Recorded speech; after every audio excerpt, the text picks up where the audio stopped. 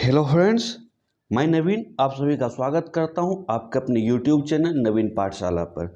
Friends, हम लोग पढ़ने जा रहे हैं रेलवे ग्रुप डी का टेस्ट सीरीज का डिस्कशन। इस डिस्कशन में कुल 100 प्रश्नों का डिस्कशन होगा, जिसमें मैथ, रीजनिंग, जीके, जीएस का प्रयास होगा कि अधिक डिटेल से डिस्कशन किया जाए, वीडियो ज़्यादा लेंदी ना हो, इस बात का भी ध्यान रखा जाएगा। यदि आप लोग टेस्ट दे दिए हैं तो इसको अच्छे से देख ले, मिलान कर ले, और जो भी संबंधित प्रश्न आपका यदि गलत हो जाता है तो यही प्रयास रखिए कि अगले टेस्ट में इस टॉपिक से संबंधित कोई भी प्रश्न गलत ना हो। यदि जो टेस्ट नहीं दिए तो वो साथ साथ टेस्ट भी देख सकते हैं, और यदि आगामी टेस्ट से जुड़ना चाहते हैं तो डिस्क्रिप्शन बॉक्स में जो टेलीग्राम का लिंक दिया है वहाँ से ज्वाइन करके आप इससे संबंधित जो भी जानकारी है वो ले सकते हैं। दोस्तों, यदि आप इस YouTube चैनल पर नए हैं तो चैनल को लाइक, शेयर और सब्सक्राइब कर दें। इस वीडियो को ज़्यादा से ज़्यादा लोगों तक, ज़्यादा से ज़्यादा ग्रुप में शेयर करें, अपने दोस्तों के साथ ज़रूर शेयर करें ताकि सबको इसका फ़ायदा मिल सके। देखते हैं इस सीरीज से रिलेटेड जो भी प्रश्न है उसमें से पहला प्रश्न है कि यदि एक रेडियो एक्टिव क्षय में परमाणु क्रमांक एवं द्रव्यमान संख्या में कोई परिवर्तन नहीं होता है तो कण जो उत्सर्जित होता है वो क्या कहलाता है। तो प्रश्न में पूछा जा रहा है कि जिसमें न तो परमाणु क्रमांक और न ही द्रव्यमान संख्या में कोई परिवर्तन होता है, तो ऐसे प्रश्न का जो उत्तर होता है उसमें होता है गामा किरण।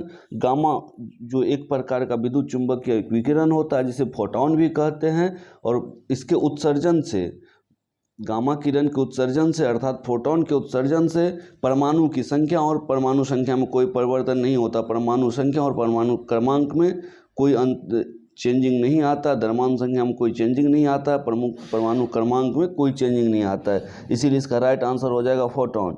याद रखेंगे, गामा किरण एक प्रकार का विद्युत चुंबकीय विकिरण है जिसे फोटॉन कहते हैं, और इनके उत्सर्जन से कोई परिवर्तन नहीं होता। और प्रश्न भी यही कह रहा था कि रेडियो एक्टिव क्षय में परमाणु क्रमांक एवं द्रव्यमान संख्या में कोई परिवर्तन नहीं होता, तो कण उत्सर्जित क्या करता है, तो कण फोटॉन उत्सर्जित करता है। बहुत इंपॉर्टेंट है, याद रखेंगे। साथ ही यदि बात आई है उत्सर्जन से होने वाले क्रमांक संख्या और द्रव्यमान संख्या में अंतर से या कमी से या चेंजिंग से, तो किसी भी रेडियो एक्टिव क्षय में एक अल्फा कण निकलने से परमाणु क्रमांक में 2 तथा द्रव्यमान संख्या में 4 की कमी होती है, ये याद रखेंगे। जबकि एक बीटा कण के निकलने से परमाणु क्रमांक में 1 की वृद्धि और द्रव्यमान संख्या अपरिवर्तित रहता है। दूसरा प्रश्न है, मैथ का प्रश्न है, एक पाइप को किसी टंकी को 40 मिनट में खाली कर सकता है दूसरा पाइप जिसका व्यास पहले पाइप का 2 गुना है, तो टैंक खाली करने के लिए जोड़ दिया जाता है। दोनों पाइप एक साथ कितने देर में टैंक खाली करेंगे। ये प्रश्न डायरेक्ट जो है समय और क्षमता से रिलेटेड है। तो देखते हैं, जैसे कि मान लिया पाइप ए और पाइप 2 है। पाइप ए का जो समय लग रहा है, पाइप ए किसी 40 मिनट में खाली कर रहा है यहाँ पे, और पाइप 2 समय का है रेशियो ले रहा है, तो ये पाइप 2 का मांग रहा है कितना समय लगेगा। पाइप ए का जो क्षमता है वो यदि 1 है तो पाइप बी का क्षमता निकाल लेंगे इसके अनुप्रस्थ काट के क्षेत्रफल से। अनुप्रस्थ काट का क्षेत्रफल कह रहा है कि दूसरा पाइप जिसका व्यास पहले पाइप से 2 गुना है, तो यदि व्यास 2 गुना है तो व्यास, किसी वृत्त का व्यास 2 गुना है तो त्रिज्या भी 2 गुना होगा, और इस कंडीशन में जो क्षेत्रफल होगा वो 4 गुना हो जाएगा, क्योंकि क्षेत्रफल का फॉर्मूला होता है पाई आर स्क्वायर, और ये आर स्क्वायर यदि व्यास 2 गुना कर रहे हैं तो 2 पर पावर 2, व्यास 2 गुना अर्थात त्रिज्या 2 गुना अर्थात 2 पर पावर 2 बराबर 4। यदि पहले की क्षमता जो है वो, पहले की क्षमता 1 है, पहले पाइप की क्षमता 1 है तो दूसरे पाइप की क्षमता 4 हो जाएगा। और जस्ट जो क्षमता है, क्षमता का अपोजिट जो होता है वो दिन का होता है, तो दिन का हो जाएगा 4:1। तो 4:1 यही गुना कर देंगे आगे चल के, जिसमें कि एक का हो जाएगा 4, दूसरे का हो जाएगा 1। पहले का हो जाएगा दिन का जो अनुपात है 1 और 4 और 1 हो जाएगा, और यही गुना करेंगे। तो इसको आप सॉल्व कर सकते हैं। दोनों मिला करके कह रहा है कि दोनों मिला करके एक साथ जोड़ दिया जाए, तो दोनों मिला के दिन हो गया 5 हो गया, और 5 में 40 में 5 से भागा दे देते हैं, तो टोटल 8 मिनट हो जाता है इसका आंसर।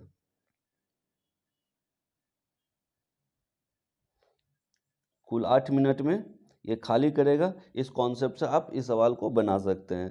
तीसरा प्रश्न है, प्रकाश संश्लेषण में कौन सा प्रकाश सबसे कम प्रभावी है? तो इसका राइट आंसर हो जाएगा हरा प्रकाश।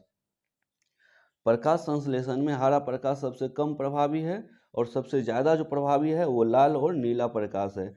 नीला और लाल प्रकाश में सबसे अधिक प्रकाश संश्लेषण की क्रिया होती है और हरे प्रकाश में प्रकाश संश्लेषण की क्रिया सबसे कम होती है। और प्रकाश संश्लेषण क्या है? जब हरे पौधे और कुछ जीवाणु घटित होकर अपनी हरे पौधे हरे भाग से, जिसमें कि क्लोरोफिल होता है, उसे सौर ऊर्जा ग्रहण कर वायुमंडल से कार्बन डाइऑक्साइड, भूमि से जल अवशोषित कर कार्बोहाइड्रेट का निर्माण करता है। तो यह प्रक्रिया प्रकाश संश्लेषण कहलाता है। और प्रकाश संश्लेषण में सबसे कम प्रभावी है हरा प्रकाश और सबसे ज़्यादा है लाल एवं नीला, याद रखेंगे। अगला प्रश्न है, हाल ही में शोधकर्ताओं के एक समूह द्वारा किस देश में किए गए अध्ययन के मुताबिक पहली बार मानव में माइक्रोप्लास्टिक नामक प्लास्टिक के छोटे कणों का पता चला? तो इसका राइट आंसर हो जाएगा नीदरलैंड। नीदरलैंड में शोधकर्ताओं के एक समूह द्वारा किए गए अध्ययन के अनुसार पहली बार मानव के रक्त में माइक्रोप्लास्टिक नामक प्लास्टिक के छोटे कण का पता चल रहा है।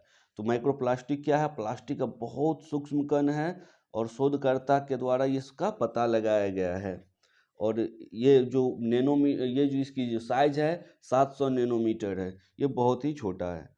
तो इसका नीदरलैंड आंसर हुआ। देखते हैं पांचवा प्रश्न है, जो दो संख्या है उसको एक व्यंजक पे, एक इक्वेशन पे बैठाया है। इसमें 0.6 का होल क्यू है, -0.5 का होल क्यू है। नीचे में है फिर जो भी है 0.6 का होल स्क्वायर प्लस 0.65 और 0.05, फिर है 0.5 को 2 बार। तो ये किस फार्मूला पर आधारित है? तो डायरेक्ट इसको देख लेंगे। ये A cube minus B cube के फार्मूला पर आधारित है और नीचे में है A square plus A B plus B square. A square plus A B plus B square और इसका फार्मूला हो जाता है ए माइनस बी।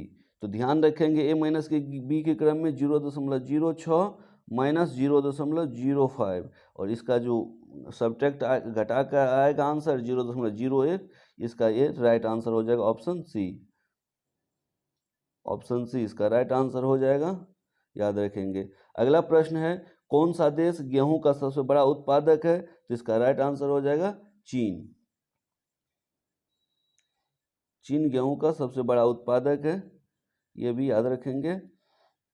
अगला 7 नंबर का प्रश्न है, नीचे दिए गए प्रश्नों की दी गई श्रृंखला से लुप्त संख्या का चयन कीजिए। तो लुप्त संख्या के चयन के लिए इसको देखेंगे किस पैटर्न पर आधारित है। तो इसके जो पैटर्न है उसमें 6 है, 62 है, 127 है, 214 है, 341 है। तो ये किसी का वर्ग है या स्क्वायर है, ये ध्यान देना है। तो ये वर्ग के आसपास का है या क्यूब के आसपास है। तो ये देख रहे हैं कि 64 है, तो ये दिमाग में आ रहा है कि 4 का क्यूब, जो 4 का क्यूब में से 2 घटाया है। 6 जो है 2 के क्यूब में से 2 को घटाया, यही 5 के क्यूब में से 2 को घटाया है। इससे पैटर्न का पता चलता है और इस पैटर्न के अनुसार यदि इसको सजाते हैं तो 2 के क्यूब में से 2 घटाए 6, उसके जस्ट बाद 3 के क्यूब में से 2 घटाए तो 25। तो यहाँ 25 होगा, ऑप्शन बी इसका आंसर होगा। 4 के क्यूब में से 2 घटाए, 5 के क्यूब में से 2 घटाए 6 के।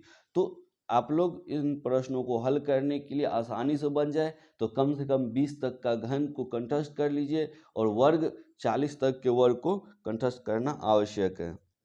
देखते हैं अगला प्रश्न कह रहा है कि किसी समकोण त्रिभुज में 2 भुजाओं का गुणनफल उनकी तीसरी भुजा के कर्ण के वर्ग का आधा है, तो एक न्यूनकोण का मान होना चाहिए। तो प्रश्न जो है उसमें डायरेक्ट हम देखेंगे, जो कर्ण है उसके जो वर्ग है, कर्ण के वर्ग का आधा क्या है? तो किसी समकोण के 2 भुजाओं गुणनफल है, अर्थात P और B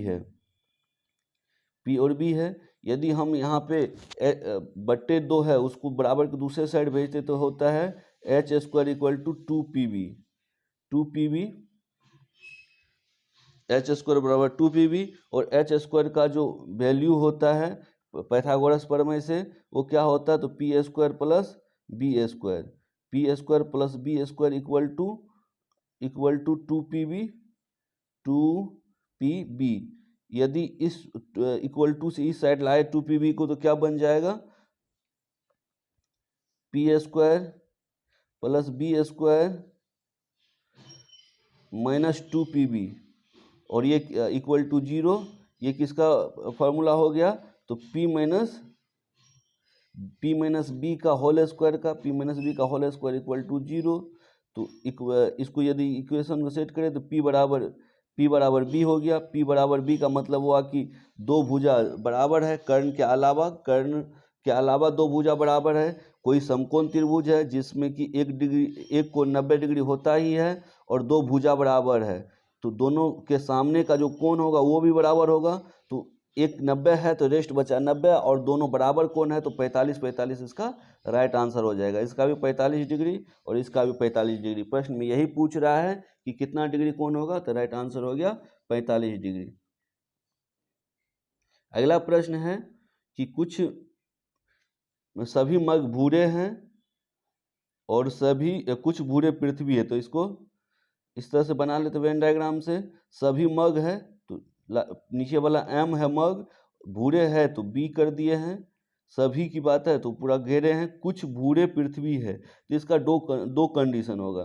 कुछ भूरे पृथ्वी है तो भूरे लेने गए तो पृथ्वी लेने गए तो कुछ भूरा ही आया, या हो सकता है कि मग ये है और ये भूरा है, जब भूरा लेने गए तो इसमें खुद ब खुद मग आ गया। पृथ्वी लेने गए तो कुछ खुद ब खुद आ गया। दो कंडीशन होता है, दोनों कंडीशन में देख लेते हैं निष्कर्ष। कुछ पृथ्वी भूरे रंग की है, कुछ जो पृथ्वी है भूरे रंग की है, ये तो सही बात कर रहा है दोनों के लिए, दोनों में ये सही है। फिर कोई मग पृथ्वी नहीं है, ये कह रहा है कि कोई मग पृथ्वी नहीं है, बात सही है। कोई मग जो है ना पृथ्वी नहीं, ये सही है, लेकिन ये कह रहा है कि नहीं ये बात गलत है।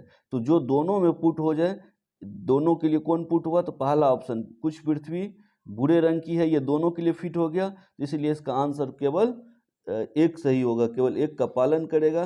देख लेते हैं ऐसा कौन सा ऑप्शन है, केवल एक को पालन करने वाला कौन सा ऑप्शन है।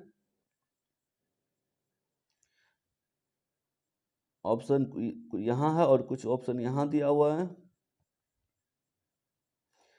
केवल निष्कर्ष दो को फॉलो करता है।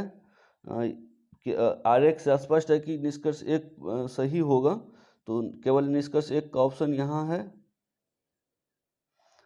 एक नंबर है 9 का ए राइट आंसर हो जाएगा। ध्यान देंगे 9 का ए राइट आंसर है, केवल निष्कर्ष एक पालन करता है। देखिए 10 नंबर का प्रश्न है, रोमन संख्या का 6 किस संख्या को दर्शाता है, तो इसका राइट आंसर हो जाएगा 6 को। बहुत आसान प्रश्न था, ऐसे आसान प्रश्न भी परीक्षा में कई बार पूछे जाते हैं। यही यहाँ इस पे बार होता, रेकरिंग होता तो क्या होता, मल्टीप्लाई 1000 हो जाता, 1000 से गुना करना पड़ता। उसके बाद 11 नंबर का सवाल है, 11 नंबर में टोकोमीटर का प्रयोग क्या मापने के लिए किया जाता है, तो याद रखेंगे टोकोमीटर का प्रयोग चक्कर प्रति मिनट को नापने के लिए किया जाता है। बहुत इंपॉर्टेंट है। टोकोमीटर जो एक मशीन होता है जो किसी भी मोटरसाइकिल या कार इत्यादि वाहन में लगा होता है, जिससे कि जो ड्राइवर होता है वो उसके गति को देखता है, इसके घर्षणात्मक चाल ज्ञात करते हैं, और इस मीटर का प्रयोग चक्र की प्रति मीटर घूमने की गति अर्थात इसको RPM राउंड पर मीटर, चक्र की प्रति राउंड पर मीटर RPM में मापा जाता है। तो चक्कर प्रति मिनट इसी को बोलते हैं, चक्कर को राउंड, प्रति को पर, पी और मिनट को एम, टेकोमीटर मापा जाता है। तो याद रखेंगे, बहुत इंपॉर्टेंट है। अगला प्रश्न है कि किस राज्य में पाई गई प्राचीन बंदर की एक नई प्रजाति के नाम सेला मैकॉक रखा गया, तो इसका राइट आंसर हो जाएगा अरुणाचल प्रदेश। अरुणाचल प्रदेश में सेला दर्रा है, इसी के नाम पे यहाँ सेला मैकॉक रखा गया है बंदर का नाम। यह एक रणनीतिक दर्रा है, और जो बंदर का पहचान किया है वो है जूलॉजिकल सर्वे ऑफ इंडिया, और कलकत्ता विश्वविद्यालय की विशेषज्ञ टीम ने इस चीज़ को पता लगाया है, इस बंदर को खोज किया है, ये इम्पोर्टेंट है। अगला प्रश्न देखते हैं, गूगल ने अपनी गूगल प्ले पास सर्विस किस देश में लॉन्च की है, तो इसका राइट आंसर हो जाएगा, अभी की बात है, वर्तमान का करंट अफेयर्स का प्रश्न है, तो तो इसका राइट आंसर हो जाएगा भारत। गूगल प्ले ने अपनी गूगल प्ले पास सर्विस भारत में लॉन्च की है। 2 साल पहले गूगल प्ले पास को अमेरिका में लॉन्च किया गया था और गूगल प्ले पास की मदद से एंड्रॉयड यूजर्स बिना विज्ञापन किसी ऐप का इस्तेमाल कर सकेंगे। जैसे हम लोग अभी कोई ऐप खोलते हैं उसमें ढेर सारा विज्ञापन आता है, चाहे यूट्यूब हो या कोई भी ऐप हो, गेमिंग ऐप हो, उसमें ढेर सारा विज्ञापन आता है। जब गूगल प्ले पास सर्विस जब काम करने लगेगा, ये अभी लॉन्च हुआ है, जब काम करने लगेगा तो जब उपभोक्ता चाहेगा, इस्तेमाल करने वाले चाहेगा तो विज्ञापन हटा भी सकता है, उसका ऑप्शन इनेबल कर सकता है। तो ये बहुत इंपॉर्टेंट है और शुरू में ये केवल 1000 ऐप पर ये काम करेगा। 14 नंबर का प्रश्न है, पोलियो का विषाणु शरीर में प्रवेश करता है। तो पोलियो का विषाणु शरीर में दूषित भोजन एवं जल के द्वारा प्रवेश करता है, याद रखेंगे। पोलियो रोग जो है विषाणु के कारण होता है और विषाणु मुंह या नाक के रास्ते से शरीर में प्रवेश करता है और आंत के आश्रय लेने के बाद रक्त के प्रवाह में आ जाता है। इससे सिर दर्द, ज्वर, उल्टी आदि लक्षण पैदा होता है, उत्पन्न होता है। बहुत इंपॉर्टेंट है। और विषाणु जो है मस्तिष्क और मेरुरज्जु में पहुंचकर तंत्रिका ऊतक को नष्ट कर देता है और परिणाम होता है कि मस्तिष्क पेशी जो कार्य करने का निर्देश देता है उन्हें तंत्रिका उन तक पहुंचने में अक्षम बना देती है और पैरों में पक्षाघात हो जाता है और इससे बचने के लिए पोलियो निरोधी वैक्सीन दी जाती है। अगला प्रश्न है, निम्नलिखित में से कौन सी भौतिक राशि किए गए कार्य की दर कहलाती है। इस प्रश्न को थोड़ा सा सुधार करेंगे, किए गए कार्य की दर क्या कहलाती है। तो इसका राइट आंसर हो जाएगा शक्ति। कार्य करने की दर को शक्ति कहते हैं और किसी भी कर्ता द्वारा W कार्य करने में जो T समय लगता है तो ये इसका जो व्यंजक है W/T हो जाता है। और शक्ति का SI मात्रक वाट होता है, याद रखेंगे। और शक्ति बराबर क्या होता है, W/T। W कार्य है, T समय है, शक्ति बराबर ये फार्मूला होता है। और शक्ति का मात्रक जूल प्रति सेकेंड अथवा वाट होता है। शक्ति का एक अन्य मात्रक अश्व शक्ति होता है और एक अश्व शक्ति बराबर 746 जूल प्रति सेकेंड होता है। अगला रीजनिंग का प्रश्न है। रीजनिंग में बोला गया है एक निश्चित कोड भाषा में स्विच को TVJSDG लिखते हैं तो CQFZE को कोड भाषा में क्या लिखेंगे। इसमें सब में क्या किया गया है, S को T बनाया है तो सब में एक बढ़ा करके फिर एक घटा करके, एक बढ़ाया, पहली बार एक बढ़ा है, S से एक बढ़ाया तो T हो गया है, W से घटाया है तो V हो गया। तो यही यहाँ पे हम लोग पुट कर देंगे और पुट करने से जो इसका आंसर आएगा वो होगा C में से पहले एक बढ़ाएंगे, C में एक पहले बढ़ाएंगे फिर घटाएंगे, पहले बढ़ेगा C में एक बढ़ेगा तो D होगा। D से आने वाला ऑप्शन देख लेते हैं। पहले एक इसमें घटाया हुआ है, S19 है। यदि घटा और बढ़ा करके बनाया जा रहा है तो इसमें पहले एक घटा दे, C में से एक घटा दे तो C में से एक घटाए तो B से ऑप्शन शुरू हो रहा है। फिर R में एक घटाए, अच्छा इसमें S19 था, उसमें 19 एक 20 एक बढ़ा था, पहले बढ़ाए फिर घटाए, यहाँ पे पहले एक घटा दिए हैं, C में से एक घटाए तो B हो गया, फिर एक बढ़ाए Q में से 17 से एक बढ़ाए 18 तो R, तो B के बाद R।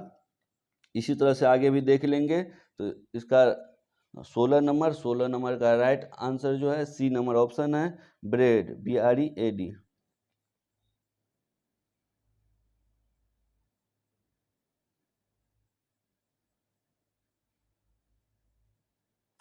अगला प्रश्न है, विश्व चागास दिवस, वर्ल्ड चागास डे निम्न में से किस दिन मनाया जाता है। तो इसका राइट आंसर हो जाएगा 14 अप्रैल को। विश्व चागास दिवस 14 अप्रैल को मनाया जाता है। विश्व चागास क्या है, तो यह उष्णकटिबंधीय परजीवी रोग है और यह संक्रामक रोग भी है जो कि ट्रियाटोमाइन कीट के मल में पाए जाने वाले परजीवी की वजह से फैलता है। तो ये चागास क्या है ये जान लिए हैं। और चागास दिवस प्रतिवर्ष 14 अप्रैल को मनाया जाता है। यह जानलेवा बीमारी, यह जो दिवस है यह जानलेवा बीमारी के प्रति जो जागरूकता होता है उसे बढ़ाने के लिए और पाचन और हृदय संबंधी समस्याओं में की जो कमी आती है इस बीमारी में, जो विकार उत्पन्न होता है, उसे लोगों को जागरूक करने के लिए दिवस मनाया जाता है। चीन और भारत सीमा विवाद भारत और चीन के बीच जो युद्ध हुआ था, तो पूछा जा रहा है यह युद्ध कब हुआ था, तो ये 1962 ईस्वी में हुआ था। 1962 ईस्वी में यह भारत सीमा विवाद और भारत चीन के बीच युद्ध के रूप में हुआ था। याद रखेंगे, भारत चीन युद्ध जो भारत चीन सीमा विवाद के रूप में जाना जाता है, 1962 में युद्ध हुआ था। और चीनी सेना ने 20 अक्टूबर 1962 को लद्दाख में और मैकमोहन रेखा के पार कर एक साथ हमले शुरू कर दिए और पश्चिम क्षेत्र के चुशुल और रोजांगला एवं पूर्वी तवांग पर कब्जा कर लिया। 19 नंबर का प्रश्न है, निम्नलिखित में से किसकी कोई इकाई नहीं होती है, तो इसका राइट आंसर हो जाएगा सापेक्षिक घनत्व। इसकी कोई इकाई नहीं होती है। बात है घनत्व, घनत्व का जो इकाई है अर्थात मात्रक है किग्रा प्रति घन मीटर है। दाब का न्यूटन प्रति वर्ग मीटर अथवा पास्कल। विस्थापन का मीटर। और एक ऑप्शन है सापेक्षिक घनत्व। सापेक्षिक घनत्व का कोई भी इकाई नहीं होता है। क्यों नहीं होता है, तो क्योंकि सापेक्षिक घनत्व दो एक ही जैसी राशियों का अनुपात है। जब दो एक ही जैसी राशियों का अनुपात हो तो दोनों का जो इकाई होता मात्रक होता वो दोनों कट जाता है। इस तरह से जब एक ही जैसी राशियों का अनुपात हो, अनुपात का कोई भी टर्म हो तो उसका इकाई नहीं होता है अर्थात यूनिट नहीं होता है। अगला प्रश्न है, लौंग किससे प्राप्त होता है, किससे प्राप्त होती है, तो इसका ऑप्शन देख लेते हैं। लौंग फूल की कली से प्राप्त होती है, तो इसका राइट आंसर हो जाएगा ऑप्शन डी, फूल की कली से। 21 नंबर का प्रश्न है कि त्रिभुज एबीसी में डी बीसी का मध्य बिंदु है और जी केंद्रक है। यदि जी डी 5 सेंटीमीटर है तो ए डी की लंबाई ज्ञात करें। तो सबसे पहले हम लोग देखेंगे, एक त्रिभुज बनाएंगे और त्रिभुज में त्रिभुज जो जिसे शीर्ष से खींच रहे हैं और भुजा को दो बराबर भाग में बांट रहा है, ये माध्यिका कहलाता है। और माध्यिका जो सभी माध्यिका का कटान बिंदु है ये केंद्रक कहलाता है। तो मान लिया ये केंद्रक है और केंद्रक जी है। और ये जो अनुपात होता है, केंद्रक वाली बिंदु माध्यिका को दो एक में बांटती है। दो होता है शीर्ष तरफ से, एक होता है नीचे में, दो एक के अनुपात में बांटती है। अब इसी पे ये प्रश्न बन जाएगा जिसमें कि सबका नामांकन कर देते हैं। ए बी सी ये डी है और ये जो बीच में केंद्रक है ये जी है। तो जिसमें प्रश्न है जी डी 5 है, कौन जी डी, तो ये जी डी 5 है। ये कितना अनुपात है, एक, तो अनुपात 1 बराबर 5 है। तो पूछा क्या जा रहा है आपसे, ए डी की लंबाई क्या होगी। ए डी बोले तो पूरा यहाँ से लेकर यहाँ तक पूरे माध्यिका की लंबाई पूछ रहा है। तो कितना है ये अनुपात में, 2 1 3 अनुपात, 1 अनुपात बराबर 5, इसीलिए 3 अनुपात बराबर 15। तो याद रखेंगे इसका राइट आंसर हो जाएगा 15 सेंटीमीटर। अगला प्रश्न है, कुछ समीकरण एक विशेष पद्धति से हल किए जाते हैं और इस आधार पर बिना हल प्रश्न का सही उत्तर लिखिए। तो इसका राइट आंसर हो जाएगा। इसमें क्या किया गया पहले ये समझेंगे। जो 5 और 3 है उसको गुना कर दिया गया, तो 5 तिया 15 और 5 3 को जोड़ दिया गया 8। तो जो जोड़ा गया उसमें से गुना किए हुए को घटाया गया है, तो 8 में से 15 घटा तो -7। उसी तरह से जोड़िए पहले, तो 7 3 10 गुना कीजिए 21।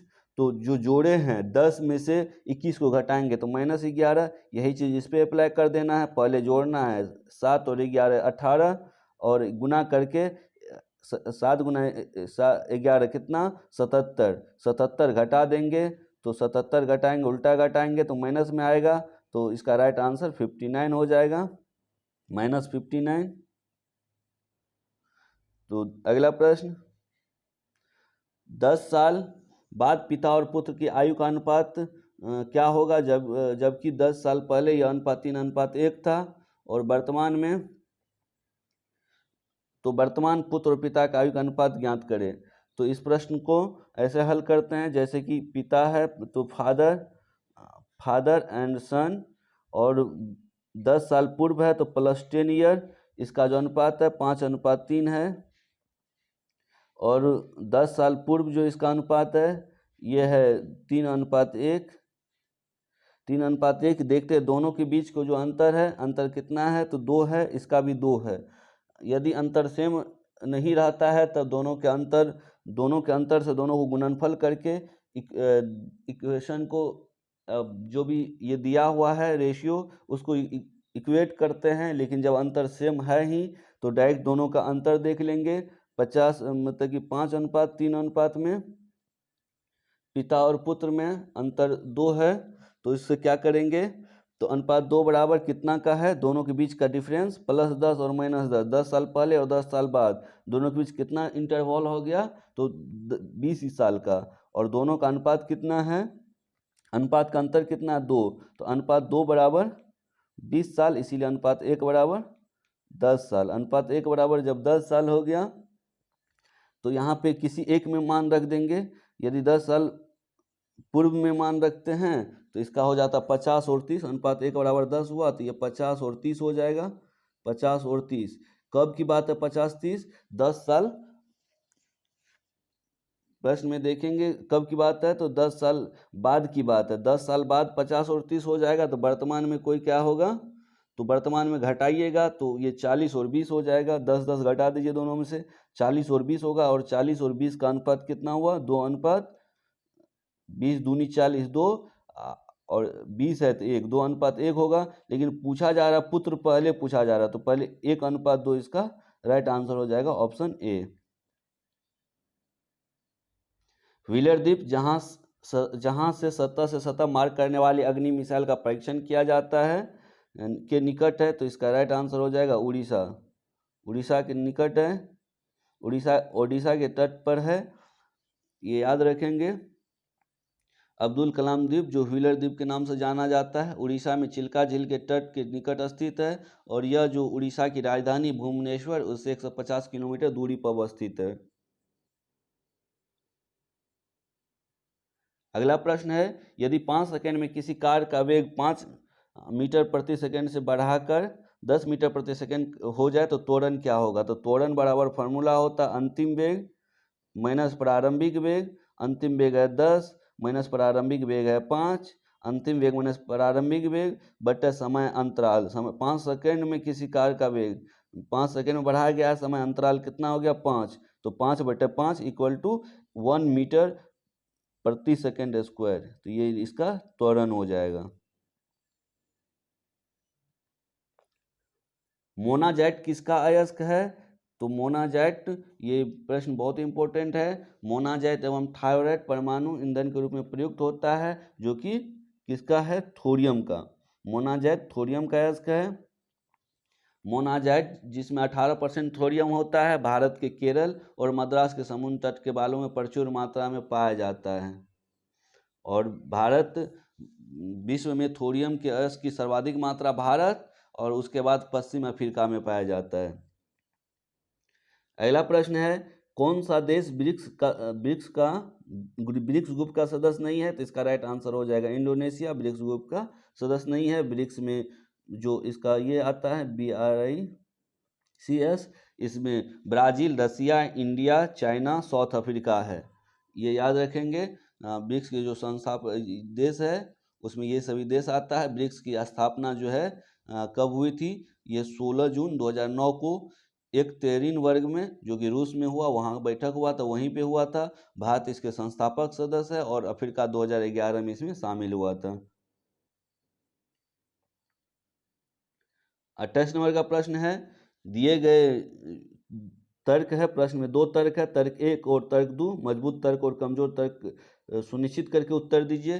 तर्क क्या है, पहला कथन क्या है, क्या हमारे देश को पापी तथा सताए पड़ोसी के साथ उदार व्यवहार और सद्भावना का विस्तार करना चाहिए, तो ये प्रश्न है, ये प्रश्नवाचक स्टेटमेंट है। और तर्क में 2 है, हाँ सद्भावना सदैव लाभकारी होता है, नहीं हमारे उदार व्यवहार सद्भावना का हमारी कमजोरी माना जाएगा। तो देखिए इस तरह के प्रश्न में हमेशा ये देखा गया है कि जो प्रश्नवाचक स्टेटमेंट रहता है उसमें 100% नहीं, लेकिन मैक्सिमम टाइम बोल सकते हैं कि इसमें यदि किसी भी ऐसे कथन जो कि पर्यावरण से, प्राकृतिक वातावरण से, हमारे नेचुरल हैबिट से, जो कि यूनिवर्सल ट्रूथ होता है। यूनिवर्सल ट्रूथ क्या है, सूर्य पूर्व में उगता है, ये यूनिवर्सल ट्रूथ है। इस तरह के प्रश्न में जब प्रश्नवाचक में ऐसा कोई स्टेटमेंट आ जाए तो वहाँ पे कोई और रूल फॉलो होता है। लेकिन सिंपली यदि हमारे जैसे कि इस कथन में दिया है किसी दो देश के रिलेशन के बीच की बात दी गई है,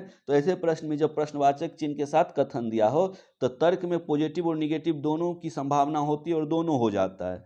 तो क्या आप बताइए। हाँ, सद्भावना तो लाभकारी होता है, ये डिपेंड करता है कि किस देश के साथ सद्भावना कर रहे हैं। इसीलिए पहला जो तर्क है ये सही है। नहीं, दूसरा जो तर्क है, नहीं, हमारे उदार व्यवहार तथा सद्भावना को हमारी कमजोरी माना जाएगा। ये भी एक वजह है। छोटे जैसे देश, एक पाकिस्तान का उदाहरण लिया जाए, यदि हम उसके साथ अच्छा व्यवहार करते हैं तो वो समझेगा कि ये कमज़ोर है, ये मजबूर है, ये तो करेगा ही। तो इस तरह के स्टेटमेंट में दोनों सही हो जाता है, एक और दो दोनों तर्क सही माना जाएगा, और साथ ही प्रश्नवाचक भी है, तो ये इसीलिए इसका एक और दो हो जाएगा। देख लेंगे इसके जो ऑप्शन है, इसके आधार पे इसका क्या आंसर हो रहा। ये एक और दो दोनों होगा, दोनों मजबूत है। यदि एक और दो दोनों तर्क मजबूत हो तो डी नंबर इसका राइट आंसर हो जाएगा। प्रश्न 28 का डी देख लेंगे आप लोग भी। देखते हैं अगला प्रश्न।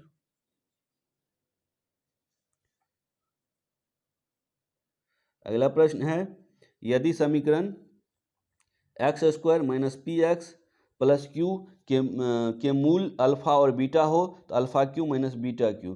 तो alpha cube minus beta cube के लिए सबसे पहले तो दो मूल है अल्फ़ा बीटा, पहले अल्फ़ा प्लस बीटा और alpha minus alpha into beta निकाल लेते हैं। तो ये तो याद होगा, अल्फ़ा प्लस बीटा के लिए, अल्फ़ा प्लस बीटा के लिए माइनस बी बटे ए, तो माइनस पी पहले से है तो केवल इसका पी हो गया, minus minus plus, plus P बटे ए में जो है नहीं कुछ है तो एक है इसका वैल्यू, तो एक हो गया तो ये ऐसे ही रह गया। फिर है अल्फ़ा इंटू बीटा सी बटे ए, सी का वैल्यू क्या है क्यू, अब बटे ए का वैल्यू एक, तो ए का कोई वैल्यू नहीं, तो देख लिए अल्फ़ा प्लस बीटा जो है पी हो गया, अल्फ़ा इंटू बीटा क्यू हो गया। अब फार्मूला पे आएंगे, इसका जो alpha cube plus beta cube का फार्मूला होता है वो लगाएंगे। क्या होता है, अल्फ़ा प्लस बीटा का whole cube, alpha plus beta का whole cube minus 3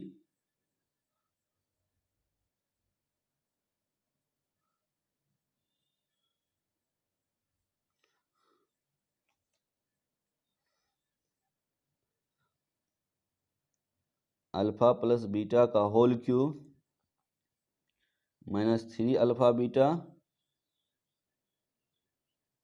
into alpha plus beta. इसके वैल्यू में पुट कर देंगे। अल्फ़ा प्लस बीटा का जो वैल्यू निकाले थे पी निकला था, तो पी का क्यूब माइनस 3 और अल्फ़ा इंटू बीटा का क्यू निकला था तो 3 क्यू, और अल्फ़ा प्लस बीटा का फिर पी निकला था तो पी यहाँ पर लिख देंगे। तो क्या हो गया, P Q minus 3 P Q किस ऑप्शन में है, ऑप्शन ए में है, तो ये इसका राइट आंसर हो जाएगा। देखते हैं अगला प्रश्न। अगला प्रश्न है, एक केस नली में जल की अपेक्षा एक तरल अधिक ऊंचाई चढ़ता है तो इसका क्या कारण है, तो इसका राइट आंसर हो जाएगा। प्रश्न है 30 नंबर का जो राइट आंसर है ये है डी।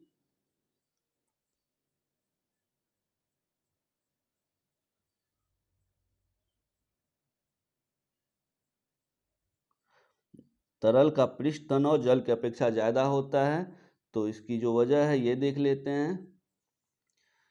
एक केस नली में जल की अपेक्षा एक तरल अधिक ऊंचाई तक चढ़ता है, तो इसका कारण है कि तरल का पृष्ठ तनाव जल की अपेक्षा अधिक है। तो जब तरल का पृष्ठ तनाव जल की अपेक्षा अधिक है तो इसीलिए ज़्यादा ऊपर तक चढ़ता है केस नली में, ये याद रखेंगे। वायु में कार्बन के कण निकालने के लिए कौन सा सिद्धांत का प्रयोग किया जाता है, तो इसका राइट आंसर है विद्युत कण संचालन का। विद्युत कण संचालन का प्रयोग किया जाता है। विद्युत कण संचालन पदार्थ के पृथक्करण का एक तकनीकी है जो किसी विद्युत क्षेत्र में उपस्थित आयनों की गतिशीलता पर आधारित होती है, और इस विधि में पदार्थ के धनावेशित कण विस्थापित होकर ऋणात्मक इलेक्ट्रोड और ऋणावेशित कण धनात्मक इलेक्ट्रोड की तरफ विस्थापित हो जाता है, और वायु से कार्बन की जो मात्रा होती है, कण होता है, वो निकाल लिया जाता है। वो किस सिद्धांत पर कार्य करता है, विद्युत कण संचालन के सिद्धांत पे। इंपॉर्टेंट प्रश्न है। अगला प्रश्न है कि एक चालयमान जो वस्तु है का वेग दुगुना कर दिया जाए तो उसकी गतिज ऊर्जा क्या होगी, तो गतिज ऊर्जा का फॉर्मूला होता है हाफ mv²। देख लेते हैं, हाफ mv² में जो वेग है स्क्वायर में आता है, और वेग को दुगुना करने की बात हो रही है, तो केवल वेग ही देखेंगे, 2 का 2 स्क्वायर कितना हो गया 4, तो इसका राइट आंसर हो जाएगा 4 गुना हो जाएगा, तो ऑप्शन बी 4 गुनी हो जाएगा। 33 नंबर का प्रश्न है, 33 में है कि वह आरेख चुनिए जो नीचे दिए गए वर्गों के बीच के संबंध को सही निरूपित करता है। तो इसमें जो चारों ऑप्शन है ध्यान से देखेंगे, एक है जहर, एक है जैव उत्पाद, एक है खाद्य पदार्थ। तो जैव उत्पाद इसमें कॉमन बात है, और साथ ही अब देखेंगे कुछ जैव उत्पाद जो है वो खाद्य पदार्थ है, कुछ जैव उत्पाद खाद्य पदार्थ है, जबकि अन्य कुछ जैव उत्पाद विष है। तो इसीलिए ऑप्शन बी का ये वाला जो टर्म है, ये बीच में जो जैव उत्पाद है, बीच वाला जो वृत्त है जैव उत्पाद का है। उसके बाद उसमें जो दिखा रहा है कुछ जहर है और कुछ खाद्य पदार्थ है, तो देख लेंगे एक को जहर एक को खाद्य पदार्थ मानेंगे, तो ये सटीक होता है। अगला प्रश्न देखते हैं, 3 साझेदार है, किसी अनुपात में वो साझेदारी से पूंजी लगा करके व्यापार कर रहा है, और फिर आगे कह रहा है कि उसे वर्ष के अंत में 1400 रुपया का लाभ हो रहा है, तो ज्ञात कीजिए। तो ध्यान रखेंगे ऐसे जो भी साझेदारी वाला प्रश्न होता है, जिस अनुपात में वो पूंजी लगाया उसी अनुपात में उसका लाभ होगा। पूंजी का अनुपात है 1:3:6, तो इसको यदि हम लोग एलसीएम ले ले तो सबका एलसीएम, या फिर या सबसे पहले तो इसको ढक्कर मेथड से भी, ढक्कर विधि से भी इसको क्या कर सकते हैं, अनुपात सीधा कर सकते हैं, बट्टे वाले अनुपात को सरल अनुपात में बना सकते हैं। 4 ढक्के तो 6 18 हो गया, 3 ढक्के तो 6 चौके 24 हो गया, और 6 ढक्के तो 4 तिया 12 हो गया। तो 18 24 12 का जो उसको काट लेंगे 6 से, 6 तिया 6 चौके 6 दूनी, तो 3 4 2 हो गया, इसी अनुपात में उसका पूंजी होगा। लेकिन यदि वो समान समय तक रहा हो तब, इसको आप लोग सॉल्व कर लीजिएगा, मैं इसे एक इस पे इक्वेशन पे ला देता हूँ। इक्वेशन है कि ए वाला जो व्यक्ति है, पहला जो व्यक्ति है ए, अपनी पूंजी का आधा भाग 4 महीने बाद निकालता है, तो 4 महीने तक 1 का रुपया रहता है, तो 3 गुना 4, और 4 महीने तक 3 रहता, आधा निकाल लेता, तो 3/2 पूंजी जो है वर्ष के अंत तक के लिए 4 महीने के निकाल ही लिया, तो 8 महीने बचा है, ये 1 का अनुपात हो गया। इस अनुपात में ए का पूंजी है, बी का जो है वो 2 माह, उसके 2 माह बाद, जो 4 माह निकाला था ये, उसके 2 माह बाद तो 6 माह, और इसका पूंजी क्या था बी का, यहाँ पर अनुपात है ध्यान रखेंगे 4 है, ये 6 माह तक 4 का पूंजी रहता है, लेकिन 6 माह के बाद अपना 1/3 निकाल लेता है, तो 4/3 निकाल लेता है, तो बचता कितना है 6 माह के लिए। तो ये दूसरा इक्वेशन हुआ, और अनुपात में इसका तीसरा होगा, जो कि सी के बारे में कुछ नहीं कहा गया है, और ये 2 अनुपात में पूंजी लगाया था, देख रहे हैं ना 2 अनुपात में, और 2 गुना 12 हो जाएगा। तो इसको सॉल्व कर लेंगे तो क्या आएगा, 3:4:3 आएगा, इस अनुपात में इसको सॉल्व करने के बाद होगा। और पूछा जा रहा है सबका अलग अलग पूंजी, तो सबका अलग अलग पूंजी में देख लेंगे, 4 3 7 3 10, 10 इक्वल टू अनुपात 10 इक्वल टू 14,000, इसीलिए अनुपात 1 इक्वल टू 1400, और अनुपात 3 इक्वल टू 14 4200, 4200 किसी एक ही ऑप्शन में है, देख लीजिए। तो 4200 किसी एक ऑप्शन में है क्या, यस, एक ही ऑप्शन में 4200 है, इसीलिए आंसर निकालना, एक ही से आंसर निकल गया 4200 5600 और फिर 4200।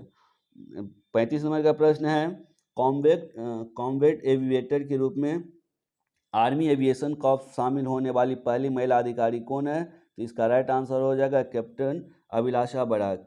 अब बात आती है कॉम्बैट एविएटर क्या होता है, तो ये लड़ाकू विमान को इंग्लिश में लिखा गया है, कन्फ्यूज नहीं होना है, ये लड़ाकू विमान चालक की बात कर रहा है, उसके जो कॉर्प्स है, उसके जो दल है, उसमें शामिल होने वाली पहली महिला अधिकारी कैप्टन अभिलाषा बराक बनी है, याद रखेंगे कैप्टन अभिलाषा बराक, ये कॉम्बैट एविएटर रूप में आर्मी एविएशन कॉर्प्स में शामिल होने वाली पहली महिला अधिकारी बनी है। और ये जो कॉर्प्स है आर्मी एविएशन कॉर्प्स, इसकी गठन 1986 ईस्वी में हुआ था। ये जो अभिलाषा बराक है ये हरियाणा की रहने वाली है, और 2008 में आर्मी एयर डिफेंस के कोर कमीशन में शामिल हुई थी। सूचना के रूप में सुदूर संवेदी डाटा को दर्शाने के लिए एक समान फॉर्म किस रूप में होता है, तो इसका राइट आंसर हो जाएगा विषयक मानचित्र। थेमेटिक मैपिंग बोलते हैं इसे इंग्लिश में।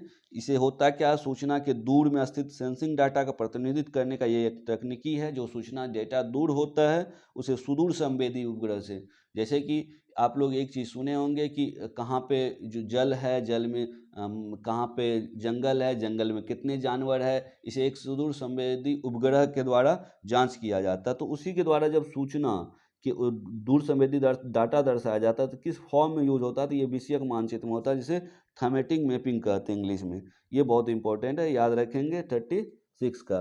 देखते हैं अगला प्रश्न। अगला प्रश्न में कह रहा है दो वक्तव्य है और एक को कथन ए, दूसरे को कारण आर कहा गया है। इन दोनों वक्तव्य को सावधानी पूर्वक परीक्षण करना है और फिर उत्तर देना है, दिए गए कुट में उत्तर देना है। तो क्या कह रहा है, तो ध्यान से देखेंगे। वसीय अम्ल को संतुलित मानव आहार का एक भाग होना चाहिए, ये प्रश्न है। फिर आगे कह रहा है वसीय अम्ल को संतुलित मानव आहार का एक भाग होना चाहिए, ये तो कथन है। और कारण जो है, मानव शरीर की कोशिकाएं किसी भी तरह के वसीय अम्लों को संश्लेषण synthesis of the fatty acid नहीं कर सकता है, तो ये है। इसको देखेंगे क्या कह रहा है।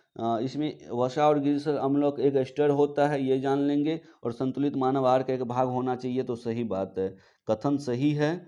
मानव शरीर की कोशिका जो वसीय अम्ल का संश्लेषण होता है, वो कह रहा है कि मानव कोशिकाएं किसी भी तरह के वसीय अम्ल का संश्लेषण नहीं कर सकता है। तो इस तरह से जो 37 में ए सही है, परंतु आर गलत है। क्यों गलत है, तो वसा और ग्लिसरॉल जो है ये संतृप्त और असंतृप्त दोनों तरह के होते हैं। असंतृप्त वसा मछली के तेल और वनस्पति तेल में पाया जाता है।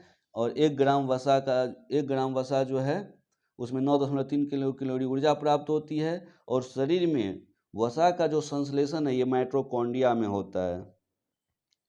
मानव शरीर की कोशिकाएं किसी भी तरह के वसीय अम्लों का संश्लेषण नहीं कर सकता, ये बात गलत है, क्योंकि ये कोशिका के ही पार्ट है। माइटोकॉन्ड्रिया कोशिका का ही पार्ट है।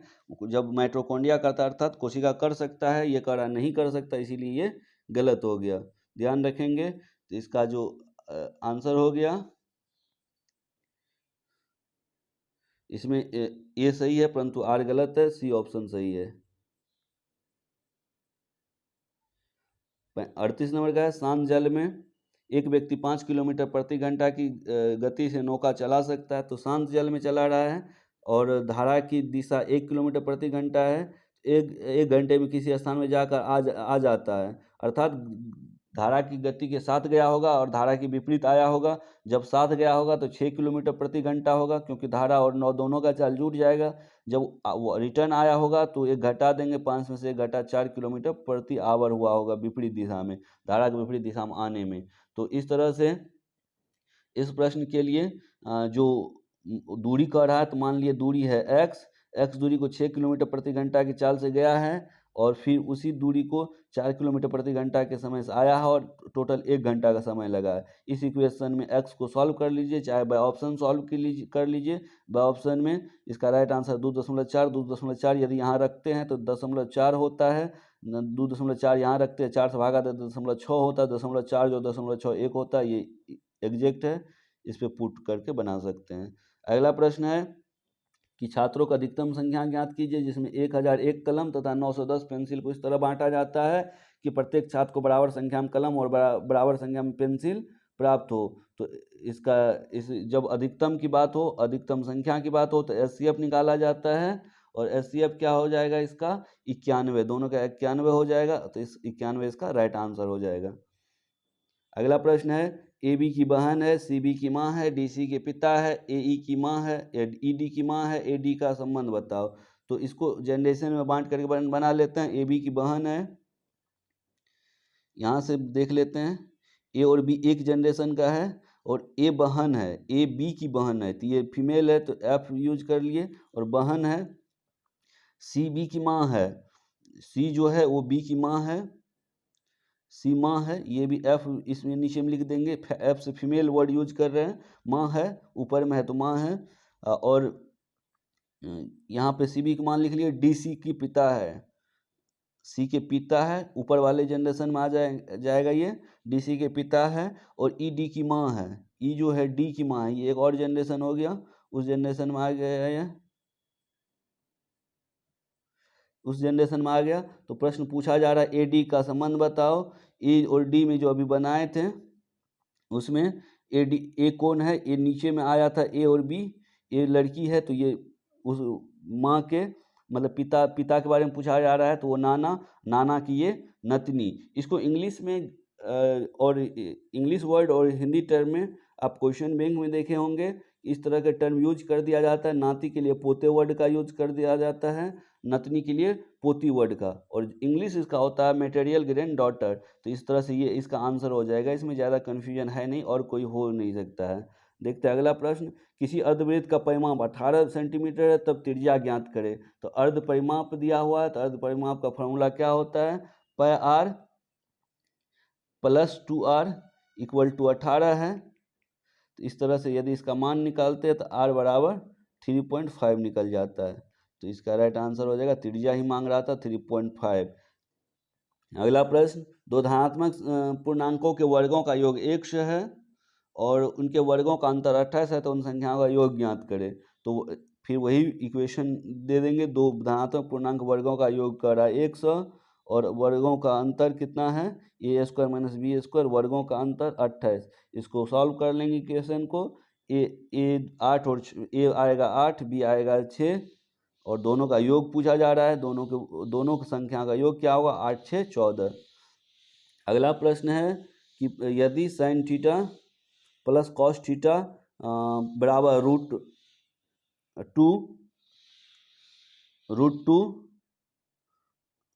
साइन 90 माइनस थीटा, तो कॉट थीटा का मान ज्ञात करें। तो इसको सॉल्व करने के लिए एक आसान स्टेप यूज करेंगे। वो आसान स्टेप क्या है, साइन थीटा को बराबर किस साइड रहने देते हैं, कॉस थीटा को दूसरे साइड भेज देते हैं, और साइन 90 माइनस थीटा तो √2 थीटा हो गया, √2 इसको सॉल्व करके √2 कॉस थीटा, और जब इधर से भेजे थे कॉस थीटा को उस साइड, तो माइनस कॉस थीटा को कॉमन ले लेते हैं। तो कॉस थीटा कॉमन लेने से क्या होगा, यहाँ पे बचा √2 और यहाँ बचा -1 बचा। तो इस तरह से साइन थीटा को फिर यहाँ पे कॉस थीटा कॉमन लिए हैं, यहाँ पे मल्टीप्लाई के चिन्ह में है, इधर आएगा तो साइन थीटा बटे कॉस थीटा होगा।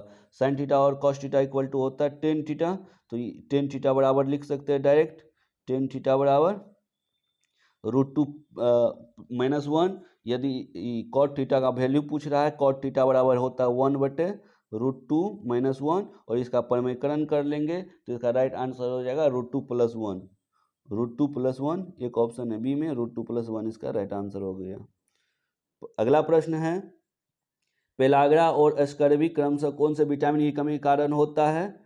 तो इसका राइट आंसर हो जाएगा, सबसे पहले तो पेलाग्रा की बात है तो विटामिन बी थ्री किस ऑप्शन में है, तो बी3 किसी ऑप्शन में दिया नहीं है, यहाँ मिस्टेक हो गया टाइपिंग में, थोड़ा सा एडजस्ट करेंगे, नेक्स्ट टाइम इस बात का ध्यान रखा जाए टाइपिंग में कोई मिस्टेक ना हो। तो पेलाग्रा विटामिन बी3 हो गया, और स्कर्वी विटामिन सी की कमी के कारण होता है। तो विटामिन बी और सी का कम्बिनेशन ही देख लेंगे, तो विटामिन बी और सी का कम्बिनेशन और किसी में नहीं है, तो केवल ऑप्शन बी है, विटामिन बी और विटामिन सी। विटामिन बी3 के कारण होता है पेलाग्रा, लेकिन बी3 वर्ड कहीं यूज नहीं किया गया है, इसीलिए विटामिन बी का ही वो एक टाइप है, एक सब पार्ट है, तो विटामिन बी भी बोला जा सकता है। विटामिन सी, ऑप्शन बी इसका राइट आंसर है।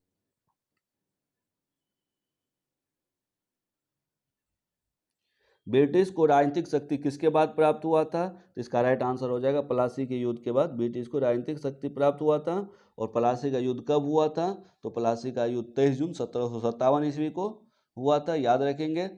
और किसके किस बीच हुआ था, ब्रिटिश सेना जिसमें रॉबर्ट क्लाइव थे और दूसरी तरफ से सिराजुद्दौला, तो इसमें नवाब सिराजुद्दौला को हरा दिया गया था।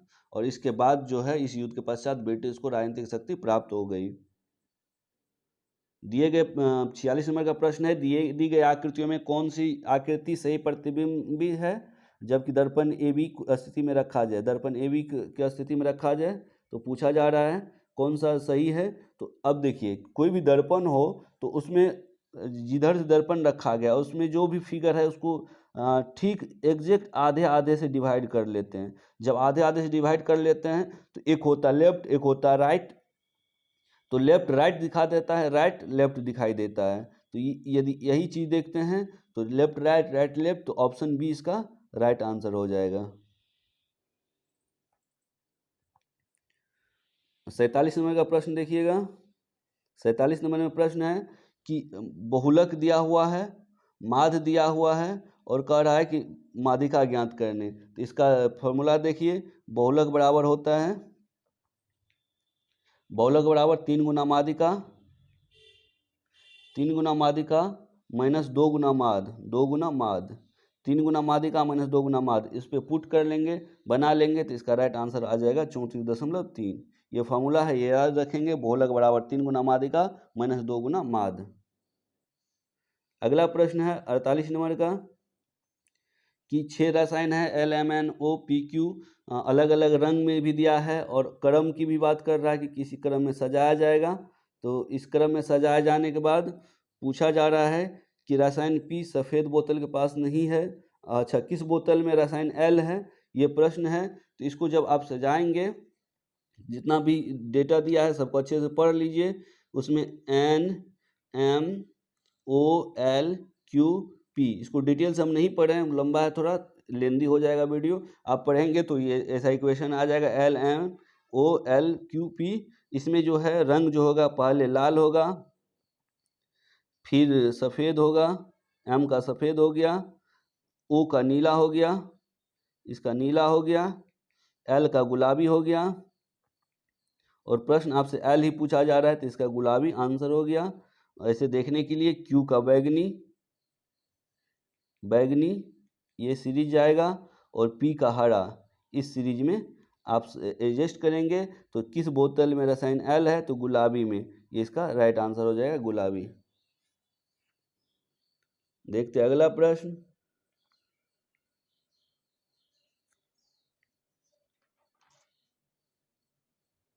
नीचे दिए गए ABCD के आयतों की संख्या बताएं, तो इसमें आयत की संख्या ज्ञात करना, काउंट करना है, ये बहुत आसान है। इसमें 1 2 3 4 5 6, 6 सीधा सीधा हो गया। उसके बाद इसको हटा देते हैं, तो इस लाइन को हटाते हैं तो 7, ये जो पूरा आकृति बना, फिर इस लाइन को हटाते हैं तो 8, पूरा आकृति को हटाते हैं, इसको 9, इसको 10, एक पूरा बड़ा वाला तो 11, कुल आयतों की संख्या 11। कभी ऐसा प्रश्न आए तो आयत, तो सभी वर्ग आयत होता है, लेकिन सभी आयत वर्ग नहीं होता है, इस कॉन्सेप्ट पे भी ये प्रश्न बनेगा। देखते हैं अगला प्रश्न। किसी कंटेनर में एक चोर जो है एक चोर 15 लीटर बियर चुराता है और उसमें समान क्षमता में पानी से बदलता है, वह दोबारा यह प्रक्रिया दोहराता है। यदि वह प्रक्रिया 3 बार होता है तो यह बियर और पानी का अनुपात 343 और 169 हो जाता है। तो प्रारंभ में कंटेनर में बियर की मात्रा, तो इस तरह के सवाल के लिए जो अभी वर्तमान में बियर का अनुपात हो जाता है वो कितना है, 343। बियर पहले है तो 343, पानी बाद में तो 169, तो 343 हो जाता है। और प्रारंभ में बियर की मात्रा ही पूछा जा रहा है, इसीलिए लेंगे अनुपात में 343 बटे टोटल 343 और 169 को जोड़ देंगे, कितना हो गया 512। 343 बटे 512 ये किसके इक्वल टू है, इसका जो फार्मूला है वो फार्मूला पुट करेंगे, 1 माइनस जितना निकाला जा रहा है 1 माइनस जितना निकाला जा रहा है 15, और जो प्रारंभ में मात्रा था वही मांग रहा है वही निकालना, वो x है, और ये 3 बार दोहराई जाती है। इस तरह से x का वैल्यू निकालेंगे तो 120 लीटर आएगा। इस इक्वेशन का आप लोग सॉल्व कर लेंगे, 120 लीटर। अगला प्रश्न है भारतीय अंतरिक्ष अनुसंधान संस्थान का जो मुख्यालय है वो कहाँ है, तो इसका राइट आंसर हो जाएगा बेंगलुरु। भारतीय अंतरिक्ष संस्थान को हिंदी में शॉर्ट में इसरो बोलते हैं, इसरो का मुख्यालय बेंगलुरु है, याद रखेंगे। अगला प्रश्न है नीचे दिए गए प्रश्न का कथन 1 और कथन 2 का अनुसरण कीजिए और प्रश्न और उनका अनुसरण करने वाले कथनों पर विचार करें और निर्णय लें कि प्रश्न का उत्तर देने के लिए कौन सा कथन पर्याप्त है। अनीता और नंदू की कुल वर्तमान आयु ज्ञात करना हम लोग को, ये पहले दे दिया गया, क्या हमको ज्ञात करना है, अनीता और नंदू की कुल आयु। अच्छा, किसी दो व्यक्ति की कुल आयु ज्ञात करने के लिए दोनों की आयु ज्ञात होना चाहिए। इसमें बोला जा रहा है नंदू की वर्तमान आयु 5 है, चलिए एक व्यक्ति पता है, अनीता नंदू से बड़ी है, कितनी बड़ी है तो ये नहीं दिया है, तो अनीता और नंदू की कुल आयु किसी भी हाल में नहीं निकाल सकते, ना एक का यूज करके, ना दो का, ना दोनों मिला करके यूज करके, किसी का यूज करके किसी भी कथन का अनीता और नंदू कुल आयु नहीं निकाल सकते हैं। तो कथन 1 और 2 दोनों एक साथ अपर्याप्त है, तो ये किस ऑप्शन में है, दोनों एक साथ अपर्याप्त की बात किसी एक ऑप्शन में होगा, डी में तो नहीं है, इधर देखें, कथन 1 और 2 दोनों एक साथ पर्याप्त नहीं है, ऑप्शन बी इसका राइट, एक साथ पर्याप्त नहीं है, ना ही साथ है ना ही अलग अलग है, तो ये याद रखेंगे। अगला प्रश्न देखते हैं। अगला प्रश्न है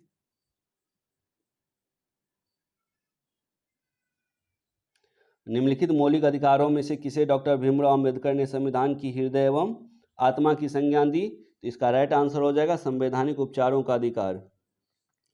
संवैधानिक उपचारों के अधिकार को संज्ञा दी गई थी किस चीज की? तो ये इंपॉर्टेंट है, याद रखेंगे, संवैधानिक उपचारों के अधिकार। अगला प्रश्न है, दो तर्क दिया है, तर्क 1 और तर्क 2, कथन मजबूत की बात कर रहा है। हाँ, इससे पहले हम लोग देखे थे प्रश्नवाचक, वहाँ पे हम बोले थे जब प्रश्नवाचक कथन हो तो उसका जो पॉजिटिव निगेटिव होता है दोनों सही होता है, लेकिन वो पर्यावरण से या फिर नैतिकता से, जो मोरालिटी होती है, हमें माता पिता की सेवा करनी चाहिए, इस तरह के प्रश्न पे चाहे प्राकृतिक से संबंधित हो या यूनिवर्सल ट्रूथ से, तो वहाँ पे वो नियम लागू नहीं करेंगे। उसी क्रम में ये प्रश्न आया है सॉरी, क्या जंगली जानवरों को पकड़ने पर पूर्णतः प्रतिबंध लगा देना चाहिए? तो हाँ, क्योंकि जानवर पकड़े जाने वाले में उनसे बहुत धन प्राप्त होता है। तो हम बोले तो प्रश्नवाचक हो तो हाँ और ना वाला दोनों सही होता है, लेकिन यहाँ ये गलत है, ये प्राकृतिक पर्यावरण से हमारे नियम के विपरीत है। क्या पैसे के लिए जानवर पकड़े जाने चाहिए, धन कमा रहा है? तो नहीं, ये बात गलत कह रहा है।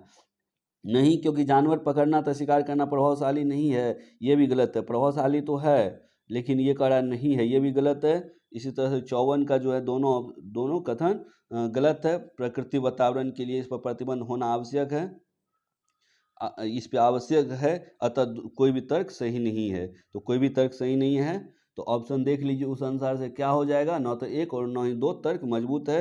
ये किस ऑप्शन में है? तो ये ऑप्शन नंबर डी में है। न तो 1 सही तर्क मजबूत है, न 2 तर्क मजबूत है।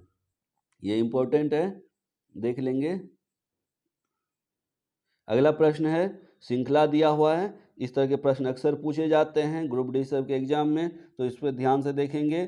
श्रृंखला में है -1, 2, 7, 23, तो इस पर ध्यान देंगे कि किस आधार पे बढ़ रहा है। तो सब में +3 बढ़ रहा है, सब में +3, पहले 3 बढ़ा, सॉरी सब में +3 नहीं बढ़ रहा, पहले 3 बढ़ा, फिर 5 बढ़ा, फिर 7 बढ़ा, फिर 9 बढ़ा, मतलब 2-2 करके बढ़ रहा है। तो 3 बढ़ा पहले, तो -1 से 3 बढ़ा तो 2 हो गया, फिर 2 में 5 बढ़ा तो 7 हुआ, 7 में फिर कितना बढ़ेगा, 7 बढ़ेगा, 5 बढ़ा तो अब 7 बढ़ेगा, तो 14 इसका राइट आंसर हो जाएगा। और ये चीज़ आगे भी फॉलो होता है, देख लेंगे। 56 नंबर में किसी वर्ग का विकर्ण 4√2 है, दूसरे वर्ग का विकर्ण ज्ञात कीजिए जिसका क्षेत्रफल पहले वर्ग के क्षेत्रफल का 2 गुना है। बहुत ही आसान प्रश्न है। इस प्रश्न को सॉल्व करने के लिए सबसे पहले वाले विकर्ण की पहले वाले विकर्ण की भुजा निकाल लेंगे, तो भुजा कितना हो जाएगा, भुजा बराबर 4 आ जाएगा। क्षेत्रफल कितना हो जाएगा, 16 हो जाएगा, और क्षेत्रफल 16 है तो दूसरे वर्ग का क्षेत्रफल कितना हो गया, क्योंकि 2 गुना है तो 32 हो जाएगा। तो इसकी भुजा क्या है, तो √32, √32 के लिए 16 गुना 2, तो 4 से निकल गया, तो 4√2 हो गया इसका, 4√2। और इसका विकर्ण कहता है तो √2 गुना भुजा होता है, तो फिर इसमें √2 को गुना कर देंगे। √2 क्या होता है, 2, तो 4 दूनी 8, 8 इसका राइट आंसर हो जाएगा। अगला प्रश्न देख लेते हैं। एक वस्तु की उस अवतल शीशे की दूरी ज्ञात करें, इसका फोकस 10 सेंटीमीटर है और उसकी वास्तविक प्रतिबिंब का आकार वस्तु का आकार का 4 गुना है। तो इस प्रश्न के लिए दर्पण के फॉर्मूले का प्रयोग करेंगे, जिसका फॉर्मूला होता है 1/f = 1/v + 1/u। यहाँ पे मान लिए कि माना कि वस्तु का प्रतिबिंब की दूरी, वस्तु से प्रतिबिंब की दूरी x है, तो प्रतिबिंब वस्तु से दर्पण की दूरी क्या है, दर्पण से दूरी x है, तब प्रतिबिंब की दर्पण से दूरी क्या हो जाएगा, 4x हो जाएगा।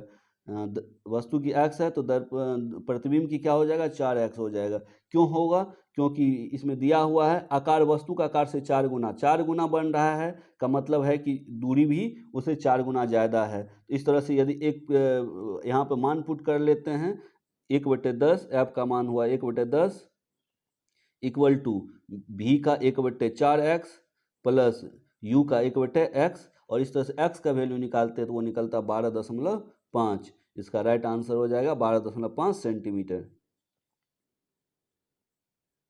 अगला प्रश्न है, औसत से रिलेटेड है। 12 व्यक्ति का वजन दिया, 12 लोगों में से 11 लोगों का औसत वजन है 95। तो इसमें सबसे पहले सबका औसत कर लेंगे, कितना हो जाएगा 1045, मतलब 12 गुना 11 गुना 95 कर लिए, कितना हो गया 1045, या इसे रहने देंगे, 11 गुना 95 हो जाएगा। फिर 33 व्यक्ति मतलब 12 लोगों का वजन जो है 13 kg अधिक है, तो अधिक है तो प्लस हो जाएगा x प्लस 33, इतना हो गया 12वें व्यक्ति का।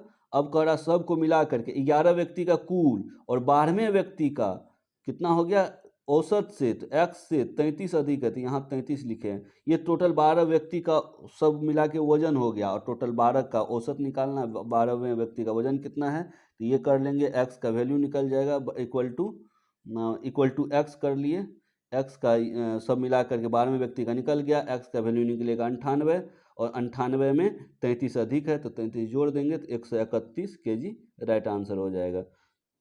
देखते हैं 59 नंबर का सवाल। इसमें दिया गया चार्ट का अध्ययन करके दिए गए प्रश्न का उत्तर दे। ABCD 5 शहर दिया गया, विवरण का अंश दिखाया गया है, इसको ध्यान से देखिए और प्रश्न क्या पूछा जा रहा है इस बात को एक बार देख लेंगे।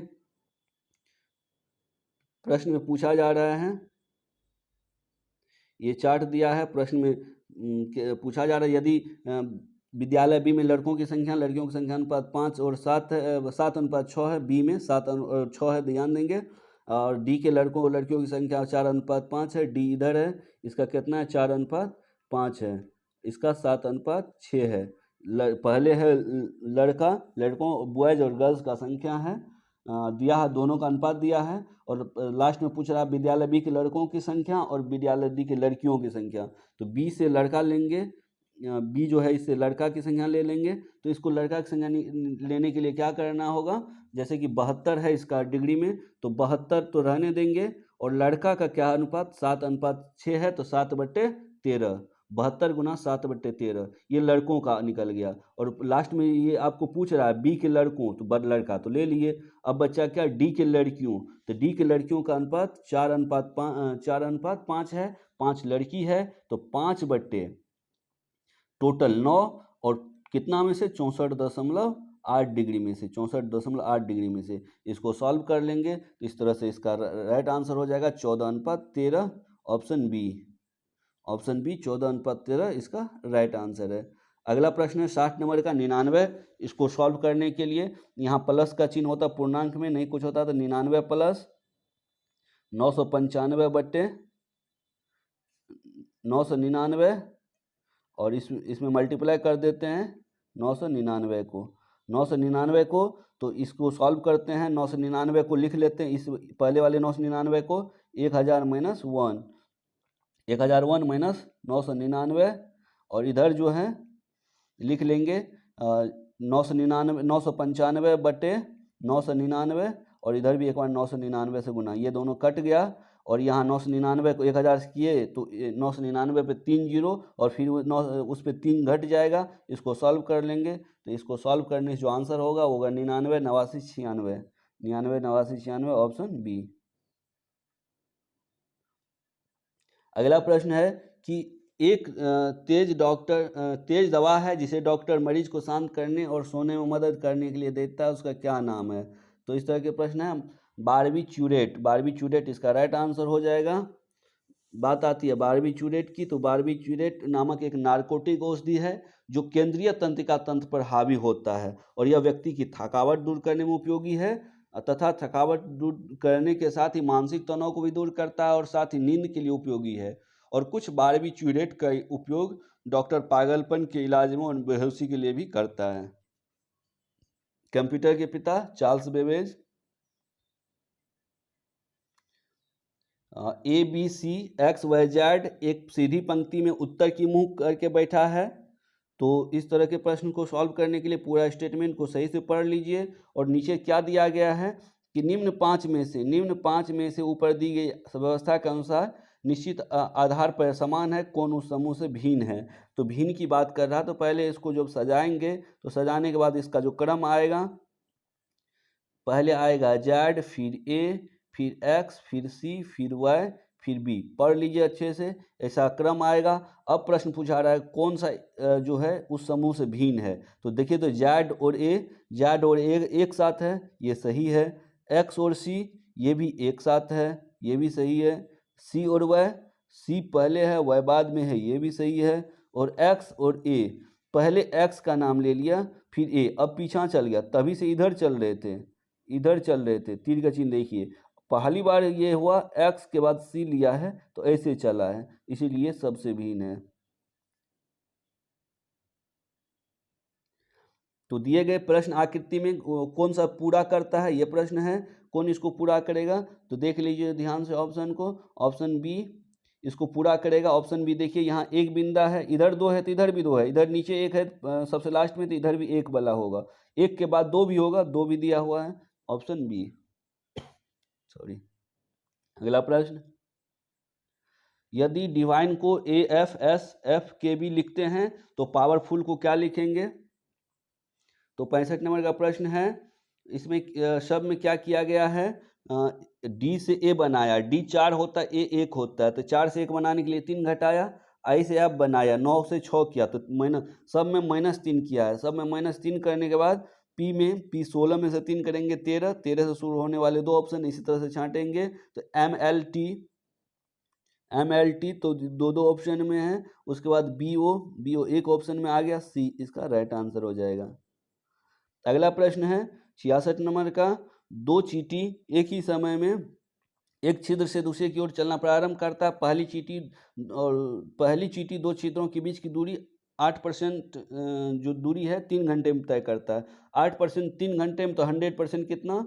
इस इक्वेशन से निकाल लेंगे, 8% 3 घंटा, इसीलिए 1%, इसीलिए 100%, तो इसका निकल जाएगा 300/8। पहली चींटी का जो हो जाएगा 300/8 हो जाएगा घंटा। 100% दूरी जो होगा 300/8 घंटा में। इसी तरह से 7/20 भाग को 2 घंटे 30 मिनट में, इसीलिए एक भाग को, यहाँ भाग में 1 होता संपूर्ण, तो एक भाग का इसका निकल जाएगा 300/7 घंटा। एक का हो गया 300/8 घंटा में कुल दूरी, और एक दूसरे का हो गया 300/7 घंटे में कुल दूरी, जितना दूरी है चलने के लिए।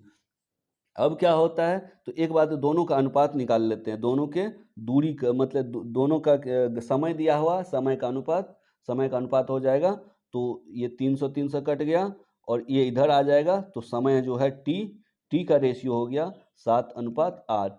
एक चीज़ देखिएगा, बहुत ध्यान से सुनिएगा कि समय जो होता है वो जस्ट अपोजिट होता है स्पीड का अपोजिट हो जाएगा, तो स्पीड का अनुपात क्या हो गया 8:7, और स्पीड दूरी का सेम होता है, जो स्पीड है वही होगा दूरी का अनुपात, तो 8:7 दूरी का भी हो गया, दूरी का भी 8:7 हो गया। तो देखिए पहली चींटी को 800 मीटर चला था, तो दूसरी कितना होगा, 800 फीट चला था, दूसरी कितना होगा 8:800 फीट, तो 7:700 फीट, ये 700 फीट हो गया। आगे क्या पूछा जा रहा है इस बात पर ध्यान रखेंगे। प्रश्न में पूछा जा रहा है कि दूसरी चींटी का चाल ज्ञात करें, दूसरी की चाल फीट घंटा में ज्ञात करें, तो दूरी तय कितना किया है ये देखेंगे 700 फीट, और टोटल दूरी कितना है 800 700 1500, तो टोटल दूरी 1500 हो गया, और इसको तय करने में, और समय कितना है दूसरे का 300/7, तो बटे 300/7, तो यहाँ पे 7 मल्टीप्लाई हो जाएगा, 300 से काट दिए 5, 7 × 5 = 35 फीट प्रति आवर इसका समय हो गया, मतलब चाल हो गया 35 फीट प्रति आवर। अगला प्रश्न है, लज्जा पुस्तक के लेखक है, तो इसका राइट आंसर हो जाएगा तस्लीमा नसरीन, और तस्लीमा नसरीन बांग्लादेश की निवासी है। कागज के उद्योग में लुगदी को रंगीन करने के लिए निम्न में से किसका प्रयोग किया जाता है, तो इसका राइट आंसर हो जाएगा हाइड्रोजन परऑक्साइड। कागज की लुगदी को रंगीन करने के लिए हाइड्रोजन परऑक्साइड का उपयोग किया जाता है। हाइड्रोजन परऑक्साइड का रासायनिक सूत्र H2 और O2 है, H2 और O2 है। H2O2 सामान्यतः उपयोग चिकित्सा के क्षेत्र में किया जाता है। H2O2 का हाइड्रोजन परऑक्साइड का क्षेत्र चिकित्सा के क्षेत्र में किया जाता है। दिए गए विकल्पों में से विषम अक्षरों और संख्याओं के युग्म को चयन कीजिए, तो इसका राइट आंसर, एक एल्युमिनियम है, तांबा है, लोहा है, तांबा है और पीतल है। इसमें जो पीतल है इसको छोड़ करके सभी धातु है, पीतल एक मिश्र धातु है, इसीलिए इसका राइट आंसर हो जाएगा पीतल। 2 दर्जन केलों का लागत मूल्य 32 है, तो लागत मूल्य है तो CP हो गया, ध्यान रखेंगे, क्रय मूल्य हो गया 32। 18 केलों को 12 रुपये प्रति दर्जन की दर से बेचने पर, मतलब 12 केले का दाम 12 रुपया, ₹12 प्रति दर्जन के यही मतलब हुआ कि 1 दर्जन का 12 मतलब 12 का 12 और 18 की बात कर रहा है। पश्चात दुकानदार ने मूल्य घटाकर 18 केला को बेच दिया। टोटल 2 दर्जन था मतलब टोटल 24 केला था, 2 दर्जन मतलब 24, जिसमें 18 को बेच दिया ₹12 प्रति दर्जन मतलब ₹1 में 1 केला बेचा, मतलब ₹18 में अभी तक बेचा है। दो एसपी है, अब ₹18 अभी तक प्राप्त कर चुका है ये, बचा है 6 केला और, क्योंकि 24 केला था, 6 केला में ₹4 प्रति दर्जन मतलब 12 केले का 4, तो 6 केले का कितना, तो ₹2, 12 केले का ₹4 तो 2 केले का, क्योंकि ये घटा करके ₹4 दर्जन मतलब 12 केले का ₹4 तो 6 केले का ₹2, तो 2 और जोड़ दिए तो 20 हो गया। अब तो निकाल सकते हैं कि क्रय मूल्य 32 और विक्रय मूल्य 20, ₹32 में खरीदा, ₹20 में बेचा, हानि हुआ 12 का, 12 बट्टे क्रय मूल्य 32 गुना 100, ये आंसर हो जाएगा। इस तरह से आप देख लेंगे 37.5 इसका राइट आंसर हो जाएगा हानि का। देखते हैं अगला प्रश्न। अगला प्रश्न है साधारण ब्याज से रिलेटेड है। साधारण ब्याज में एलिगेशन का रूल लगा करके देखिए, इसमें दिया है एक आदमी 16,000 रुपये की कुछ राशि को 4%, तो इस तरह का एलिगेशन का मेथड आप लोगों ने कहीं ना कहीं जरूर पढ़ा होगा। देखेंगे एक का 4% है, एक का 5% है और टोटल का निकाल लेंगे। टोटल कितना रुपया प्राप्त हुआ है ब्याज के रूप में, 700 रुपया प्राप्त हुआ है। तो ये तो जिस फार्मूला से आप निकालते हैं निकालिए, इसको यदि आसान भाषा में समझाए तो साधारण ब्याज होना 100 बटे मूलधन कितना है 16,000 रुपया गुना 1 वर्ष की बात है, 1 वर्ष के लिए कुल ब्याज 1 वर्ष, तो इसको काटिए कितना हो गया, तो इसको जो सॉल्व करके आएगा वो लिख देते हैं। ये सॉल्व करके आया 4.37, 4.37। यदि दशमलव को हटाते हैं तो 4.375, इसका टोटल ले लीजिए, पूरा पूरी कट गया 4.375। यदि दशमलव को हटाते हैं, दशमलव के बाद 3 अंक है तो यहाँ पे 3 जीरो देना होगा। ये 4,000 हो गया और ये 5,000 हो गया, ये भी हो गया 4375, दशमलव हटा दिए, तो हटा दिए तो इस तरह से इसका हो जाएगा 625, घटाइए 625 होगा और ये घटा के 375 होगा, 375 होगा। 125 से काटिए 5 मरतबे कटा और 125 से काटिए 3 मरतबे कटा, 5:3 हो गया, तो 5:3 मतलब टोटल 8 हो गया। 8 अनुपात बराबर हो गया 16,000, 8 अनुपात बराबर 16,000 और पूछा जा रहा आपसे 4% पे दी गई, तो 4% पे जो दिए उसका अनुपात आप क्या निकाले हैं, तो आपसे निकला 5, इसीलिए 8 अनुपात बराबर 16,000, इसीलिए 1 अनुपात बट्टे 8, इसीलिए अनुपात 5 बराबर। इसको जब सॉल्व करते हैं तो निकलता है 10,000, 10,000 राइट आंसर है सी, ऑप्शन सी। भारत की प्रथम मिस यूनिवर्स कौन थी, तो भारत की प्रथम मिस यूनिवर्स सुष्मिता सेन, याद रखेंगे। सुष्मिता सेन भारतीय अभिनेत्री है जिसे मिस यूनिवर्स 1994 में से सम्मानित किया गया मिस यूनिवर्स के ताज से, और यह पुरस्कार प्राप्त करने वाली वह प्रथम भारतीय थी। कुछ समीकरण निश्चित पद्धति के अनुसार हल किए जाते हैं इसी आधार पर। 73 का प्रश्न देखिए, इसी आधार पे इसको हल करना है, अनसुलझे समीकरण को सही जवाब देना है। तो देखिए क्या है अनसुलझे में, 9, 8, 7 में क्या किया कि 24 हो गया, तो जोड़िए तो 9, 8, 17, 7, 24, तो सभी को जोड़ा गया, 7, 4, 11, 3, 14। इसी तरह से जो दिया है 2, 1, 3, 9, 3, 12, इसका राइट आंसर हो गया, सभी को जोड़ दिया है। 74 नंबर का है कि सेब की कीमत 10% कमी आती है। मान लिए कि सेब की कीमत है X रुपया, 10% की कमी आई तो 10, 100 में 10 घटाइए, 90 बटे 10, 90 बटे 100 कर दीजिए, अर्थात हो गया 9x बटे 10 कमी होने के बाद। तो 54 रुपया में इक्वेशन बैठाते हैं। पहले जब कमी मान लिए थे कि X रुपया है तो 54 रुपया में क्या करते थे, 54 रुपया में 54 रुपया खर्च करते थे। 54 रुपया में एक्स के रेट से क्या जितना भी सेब लेते थे, अब क्या हो गया, अब रेट घटा तो अब ज़्यादा सेब मिल रहा है, तो 54 गुना 9 बटे 10 मतलब 9x बटे 10, अब ज़्यादा सेब मिल रहा है तो इसको पहले लिखेंगे, फिर 54 बटे x, पहले कम सेब मिलता था तो ज़्यादा सेब घटो कम सेब इक्वल टू 10 सेब। इसको इक्वेशन को सॉल्व कर लीजिए, जो भी आंसर आ जाएगा वो इस पे आधारित होगा। देख लीजिएगा, ये होगा 6.48, इसका राइट आंसर है 6.48, इसको सॉल्व कर लीजिए। अगला प्रश्न है किस राज्य में ऑनलाइन बैंक खाता खोलने हेतु बैंक ऑफ महाराष्ट्र ने प्रोजेक्ट बैंक सखी योजना लॉन्च किया है? करंट अफेयर्स का प्रश्न है, इसका राइट आंसर है ओडिशा।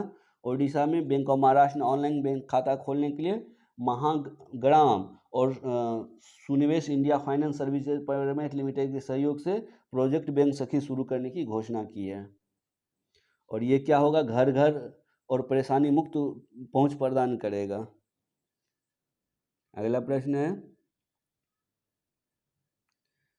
विषम को चुनना है इसमें, तो रूप, सुंदरता, चरित्र और चतुरता। तो देखेंगे रूप क्या होता है? किसी का जो बाहरी बनावट है, जो किसी का रूप होता है जानते ही है। सुंदरता, कोई सुंदर है, हम लोग वर्ड में भी पूछते वो बहुत सुंदर है, उसका रूप बहुत सुंदर है। चतुरता, वह बहुत चतुर है।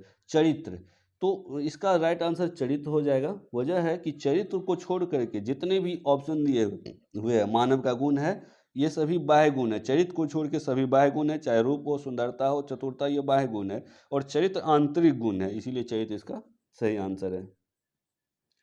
77 का है, चार मित्र जो एक कॉफ़ी शॉप में बैठे हैं, ए बी के सामने बैठे हैं, ए बी आपस में सामने बैठे। देखिए जो जो क्वेश्चन दिया है उसको पुट कर दीजिए। पुट करने के बाद एक दूसरे के सामने ए बी बैठा हुआ है, ये पहला बात है। मान लिए ए बी ऐसे है और ये सामने है, ये बी है, ये आमने सामने, ये ए है तो आमने सामने बैठा है। फिर आगे कह रहा है कि डी के आमने सामने कोई नहीं है। मान लीजिए ये डी है, डी के सामने कोई नहीं है, ठीक है। आगे करते हैं, यहाँ पे खाली रहेगा, कोई नहीं रहेगा सामने में। और डी ए के अगले स्थान पर नहीं बैठा है। डी जो है ए के अगले स्थान में नहीं बैठा, तो यहाँ कोई न कोई है। कौन है ये नहीं दिया, लेकिन बैठा नहीं है अभी, ये पता है। किंतु ए के मुख के भाव को स्पष्ट देख सकता है। अच्छा, डी तो ए के मुख के भाव को देख ही रहा है, देख ही सकता है। डी ए के अगले स्थान में नहीं, किंतु ए के मुख भाव को देख सकता है। बी सी से बात कर रहा है। बी किससे बात कर रहा है? सी से बात कर रहा है, ठीक है। जो इसके विपरीत, जो कि इसके विपरीत बैठा हुआ है। बी के विपरीत तो एग्जैक्ट विपरीत ए है, लेकिन भी ये भी सी भी विपरीत ही है। बात कर रहा है, यहाँ से यहाँ बात किया जा सकता है। बी सी बात कर सकता है ऐसे में, और विपरीत भी कह सकते हैं इसको। अब ठीक विपरीत नहीं, लेकिन विपरीत है। कह रहा कौन सा साथ में बैठा है? देखिए ए और सी साथ में बैठा है, तो हाँ आंसर ए और सी हो जाएगा। ए और सी साथ बैठा है, तो ये भी देखना होगा क्या और नहीं है क्या, देख लेते हैं। ए और डी साथ है, नहीं, बीच में कोई और है, जो भी है लेकिन है। सी, डी और सी, डी और सी के बीच में भी है ए और बी, ए और बी के बीच में भी है, क्योंकि डी के सामने कोई नहीं है, ये सीट खाली है। सॉरी। अगला प्रश्न देखते हैं, पानी को ब्लीचिंग पाउडर में मिलाने पे कौन सी गैस निकलती है? तो इसका राइट आंसर हो जाएगा क्लोरीन गैस।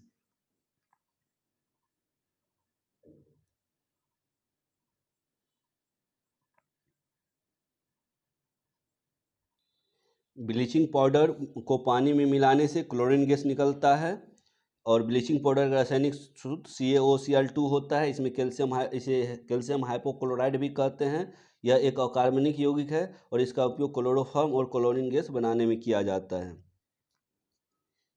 तो अगला प्रश्न है 79 का, एक लड़का प्रातःकाल अपने घर से सूर्य की ओर, मतलब सूर्य की ओर हो गया तो पूरब की ओर 8 किलोमीटर चलता है। इसके बाद दाईं ओर 3 किलोमीटर चल कर पुनः 2 किलोमीटर चलता है। बाईं ओर 1 किलोमीटर, पुनः दाईं ओर 1 किलोमीटर, तब पुनः दाईं ओर 4 किलोमीटर चलता है। आरंभिक बिंदु से कितना दूर है? तो पूर्व की ओर मान लिया ऐसे निकला है।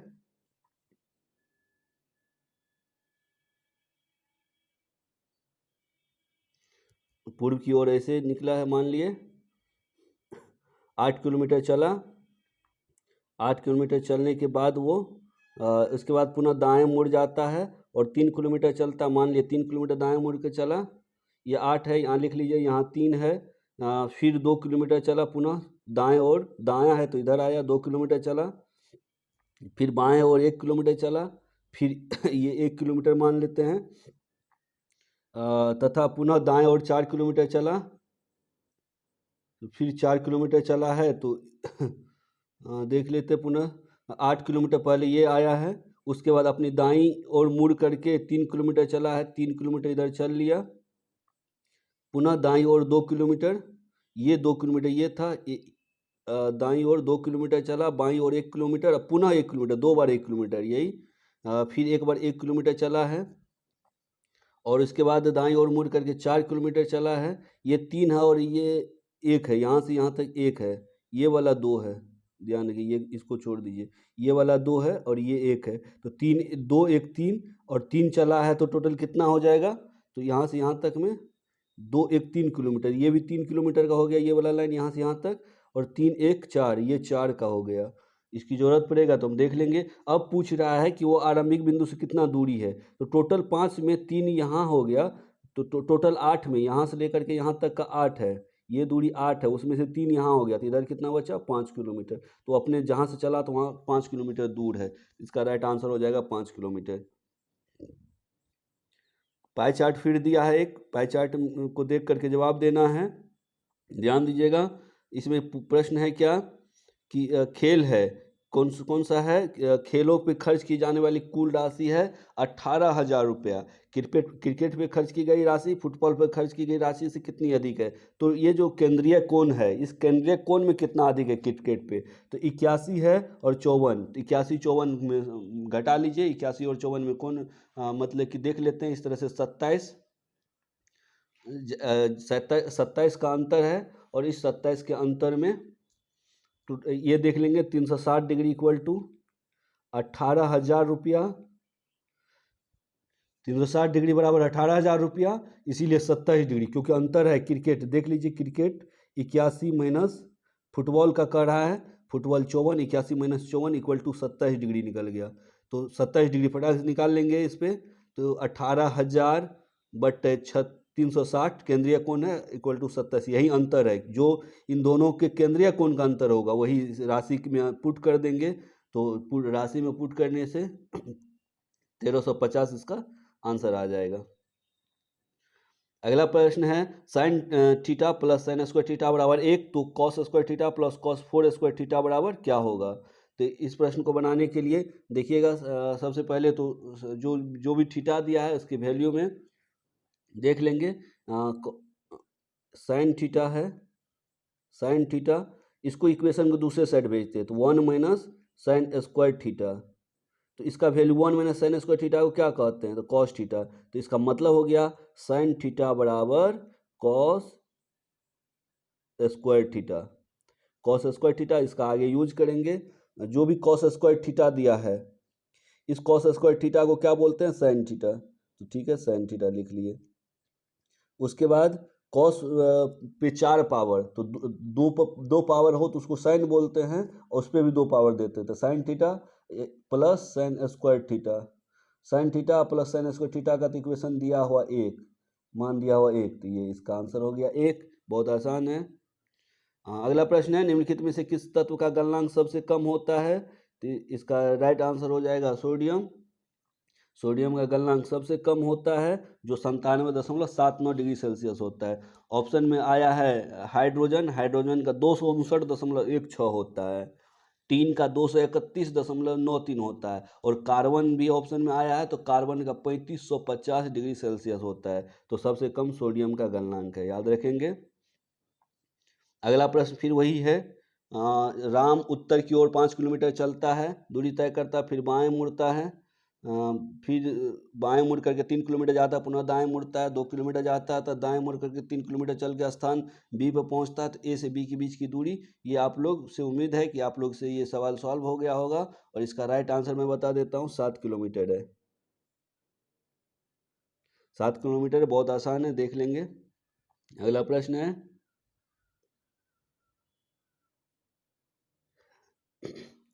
84 नंबर का प्रश्न है, देखेंगे। कुछ पेंगुइन मोर है और सभी मोर सांप है, तो इसको फिर वेन डायग्राम से बनाएंगे।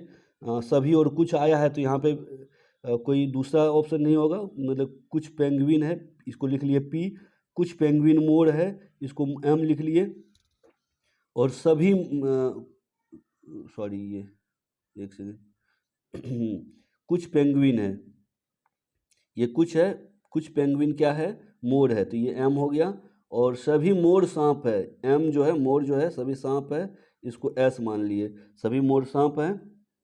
अब क्या कहता है? कुछ पेंगुइन सांप है, तो क्या कुछ पेंगुइन जो है ये सांप है? तो ये सही है। दूसरा ऑप्शन, कोई मोर पेंगुइन नहीं है, कोई भी मोर पेंगुइन नहीं, ये गलत है। तो केवल एक जो है इसका अनुसरण करता है, केवल एक अनुसरण करता है, ये सही होगा इसका आंसर। अगला प्रश्न 85 का, 85 में है एक रोगग्रस्त मानव शरीर की निम्न अवस्थाओं पर विचार कीजिए। सूजे हुए लसिका पर्व, रात्रि में पसीना आना, स्मृति लोप, वजन का घटना। इनमें से एड्स के लक्षण क्या है? तो इसमें सभी एड्स के लक्षण है, तो ऑप्शन इसका राइट आंसर हो जाएगा डी, जिसमें लसिका पर्व को इंग्लिश में लिम्फोनोड बोलते हैं। लिम्फोनोड का मतलब सूजा होना, रात्रि में पसीना आना, स्मृति का लोप होना और वजन घटना, ये सभी एड्स के लक्षण हैं। एड्स एक विषाणु जनित रोग है जिसमें रोग की रोग निरोधक क्षमता नष्ट हो जाती है और इसमें कई लक्षण दिखते हैं। सूजे हुए लसिका पर्व, रात्रि में पसीना आना, स्मृति लोप, वजन घटना, थकावट इत्यादि प्रमुख है। अगला प्रश्न देखते हैं। अगला प्रश्न है दिए गए विकल्पों में संबंधित अक्षरों को चुनिए। जैसे कैंची और कपड़ा, तो क्या रिलेशन है? तो कपड़ा काटने के लिए कैंची का उपयोग करता है, इसी तरह से कलम काटने के लिए स्याही, गलत, ये नहीं हो सकता है। उस तरह दाढ़ी काटने के लिए, तो ये सही है, दाढ़ी काटने के लिए उस तरह। और देख लीजिए काटने वाली बात और कहीं नहीं फिट होगा। देखते हैं 87 में है ऐप को ए बनाया, मतलब ऐप क्या होता है 6 में से कितना घटाया? एक हो गया, 5 घटाया, तो पहले 5 घटाया है, फिर आई होता 9 को क्या किया कि 4 हो गया, तो फिर 5 घटा दिया, तो सब में 5 घटा देना है। इस तरह से इसका आंसर हो जाएगा, देख लीजिएगा। 87 का मैं आंसर बता दूं, 87 का राइट आंसर हो जाएगा सी। 5 घटा करके जो सॉल्व होता है वो सी से आ जाता है, देख लेंगे। अगला प्रश्न है एल्युमिनियम क्लोराइड का रासायनिक सूत्र क्या है? तो एल्युमिनियम क्लोराइड का रासायनिक सूत्र AlCl3। ऑप्शन देख लीजिए, AlCl3 ऑप्शन सी। दिए गए विकल्पों में से लुप्त संख्याओं को ज्ञात करना है। तो जो लुप्त है उसको ज्ञात करना है, किस नियम पर आधारित है ये देख लीजिए। जैसे कि बीच में 39 है, तो 6 पंजे 30, 3 तिया 9, 30 9 39, 7 पंजे 35, 4 चौके 16, 35 16 51, 4 तिया 12, 5 25, तो 12 25 47, तो इसका राइट आंसर हो जाएगा 37 होगा। 37 89 का भी 37, 12 25 37। 90 नंबर का देख लेते हैं। 90 नंबर में है दिए गए सूची 1 और सूची 2 को सम्मिलित करना है। इसमें मॉर्फिन क्या है? सोडियम, बोरिक अम्ल और जर्मन सिल्वर। तो सबसे पहले तो एक दिख रहा है जर्मन सिल्वर जो है ये मिश्र धातु है। जब जर्मन सिल्वर मिश्र धातु है तो देखेंगे कि डी का जो है 2 किस्में दिया है, तो डी का 2 3 ऑप्शन में दिया है। फिर आगे बढ़ेंगे, आगे देखेंगे जिसमें मॉर्फिन क्या है? मॉर्फिन एक औषधि है, मतलब दर्द निवारक दवा है, और दर्द निवारक दवा के लिए इसमें क्या यूज करते हैं? इसका मॉर्फिन का एनाल्जेसिक वर्ड यूज करते हैं। तो मॉर्फिन एनाल्जेसिक किस में है? मतलब ए का 3 किस में है? तो 2 ऑप्शन में है, सी और डी में। फिर आगे बढ़ते हैं, आगे देखते हैं इसमें सोडियम क्या है? तो सोडियम को केरोसिन तेल में रखा जाता है, सोडियम केरोसिन तेल से संबंधित है। तो बी का 4 किस में है? तो इस तरह से ऑप्शन डी आ गया, ए का 3, बी का 4, सी का 1, डी का 2। और यदि इसको देखते हैं तो सोडियम दर्द निवारक औषधि के रूप में मॉर्फिन का प्रयोग किया जाता है। सोडियम बहुत ही अभिक्रियाशील है, इसे वायु की उपस्थिति में ये अभिक्रिया करता है, इसीलिए इसे जल में रखा जाता है। और सोडियम के मूल रूप में बनाए रखने के लिए केरोसिन तेल में रखा जाता है। बोरिक अम्ल का प्रयोग एंटीसेप्टिक कीटनाशक के रूप में होता है। इस तरह से इसका जो राइट आंसर होगा ए का 3, बी का 4, सी का 1, डी का 2 राइट आंसर होगा। देखते हैं अगला। एल्कोहल पानी से अधिक वाष्पशील होता है क्योंकि इसमें डैश पानी से कम होता है, तो इसका राइट आंसर हो जाएगा उसका क्वथनांक कम होता है। पानी के क्वथनांक से कम होने के कारण एल्कोहल पानी से अधिक वाष्पशील होता है। इसका कारण एल्कोहल जल की अपेक्षा कम ध्रुवीय होना है, और अधिक ध्रुवीय होने के कारण जल के अणु एक दूसरे से मजबूती से जुड़े होते हैं, जिसके कारण जल तरल अवस्था में अधिक अस्थायी होता है, जबकि अल्कोहल कम ध्रुवीय होने के कारण तरल अवस्था को बनाए रखने में असमर्थ होता है। फलस्वरूप एल्कोहल अधिक वाष्पशील होता है। कौन सा लिप वर्ष है? तो 4 से भाग देंगे, जो नहीं जो कट जाएगा वही लीप ईयर्स होगा। 4 से विभाज्यता का नियम जानेंगे, जिस संख्या का अंतिम दो अंक 4 से विभक्त हो वो पूरी संख्या 4 से विभक्त होती है। इस तरह से ऑप्शन इसका बी हो जाएगा 92 का। मेडुला ऑब्लांगोटा निम्नलिखित में से किस भाग का अंग है? तो ये मस्तिष्क का अंग है, मस्तिष्क का अंग है। ध्यान रखेंगे मेडुला ऑब्लांगोटा मस्तिष्क का एक अंग है और यह पश्च मस्तिष्क में सेरिबेलम के सामने अवस्थित होता है। मेडुला ऑब्लांगोटा शरीर के अनैच्छिक कार्य जैसे हृदय, श्वसन, रक्तचाप, छींकना आदि को नियंत्रित करता है। मैथिली भाषा को मैथिली भाषा के रूप में किस राज्य में बोली जाती है? तो इसका राइट आंसर हो जाएगा बिहार। मैथिली भाषा बिहार में बोली जाती है। भारतीय संविधान की 8वीं अनुसूची के अनुसार कुल 22 भाषाओं को मान्यता मिला है, जिसमें कि एक मैथिली भी है, याद रखेंगे। और यदि प्रश्न पूछा जाता है कि मैथिली को कब किस संविधान संशोधन तहत शामिल किया गया, तो 92 संविधान संशोधन 2003 में 8वीं अनुसूची में मैथिली को जोड़ा गया है। और 2003 में 92 संविधान संशोधन में मैथिली, संथाली, डोगरी, बोडो को भी जोड़ा गया था। फिर प्रश्न है 95 का दी गई आकृति किसमें निहित है? बहुत बेहद आसान प्रश्न है। इस तरह से भी प्रश्न पूछे जाते हैं, प्रैक्टिस होना जरूरी है। देख लीजिए कि सेम आकृति किसमें है, तो इसका राइट आंसर बी हो जाएगा, ऑप्शन बी। रेल मंत्रालय ने कहा है कि वह स्वदेशी हाइपरलूप प्रणाली विकसित करने के लिए किस IIT संस्थान के साथ सहयोग करेगा? तो इसका राइट आंसर हो जाएगा IIT मद्रास। IIT मद्रास के साथ हाइपरलूप प्रणाली विकसित करेगा। और रेल मंत्रालय ने मद्रास में हाइपरलूप टेक्नोलॉजी के लिए उत्कृष्टता केंद्र स्थापित भी किया है।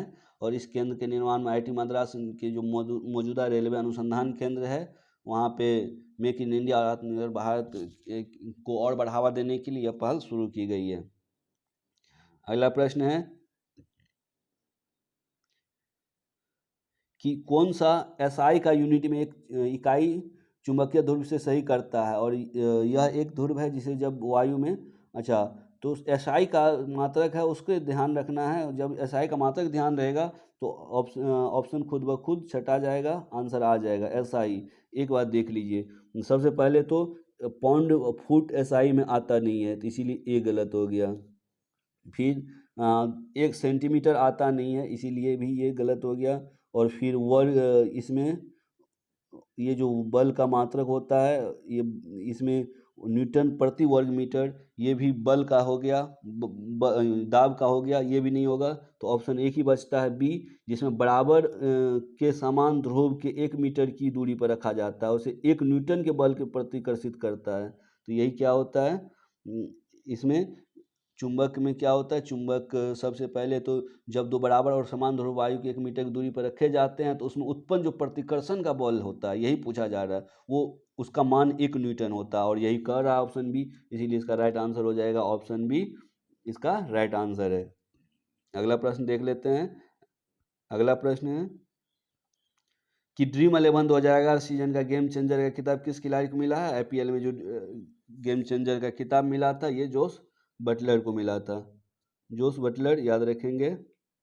अगला प्रश्न है कि एक चिकित्सा जांच के दौरान एक कक्षा के 40 छात्र, एक कक्षा में 40 छात्र है, उसके बारे में तालिका को देखना और बताना है कि कितने छात्रों को ऊंचाई 165 सेंटीमीटर से अधिक है। इस प्रश्न में अधिकतर स्टूडेंट गलती करते हैं कि यहाँ पे ये नहीं ध्यान देते हैं कि जब छात्रों की संख्या बढ़ रहा है और एक ही क्लास की बात हो रहा है, तो एक क्लास में किसी में 4 बच्चा, 8 बच्चा, 18 बच्चा दिया है, पहले 4 है, फिर 8 है, 16 है, 25 है, 35 है, 40 है। तो इस तरह के प्रश्न जो होता है वो संचयी बारंबारता होता है। संचयी मतलब 165 तक, 165 तक कितने छात्र है, तो टोटल 25 है। यदि थोड़ा सा ऊपर बढ़े तो 35 छात्रों की संख्या दिया है 40 छात्र जो 175 है, और 165 से 25 है, तो संचयी बारंबारता में होता है 40 - 25 कर लेते हैं, तो इससे 15 होता है। तो 15 छात्र की ऊंचाई 165, जो कि 165 वाला ये डाटा है, 165 से इधर वाला है, 165 से अधिक है, तो इसका राइट आंसर हो जाएगा 15।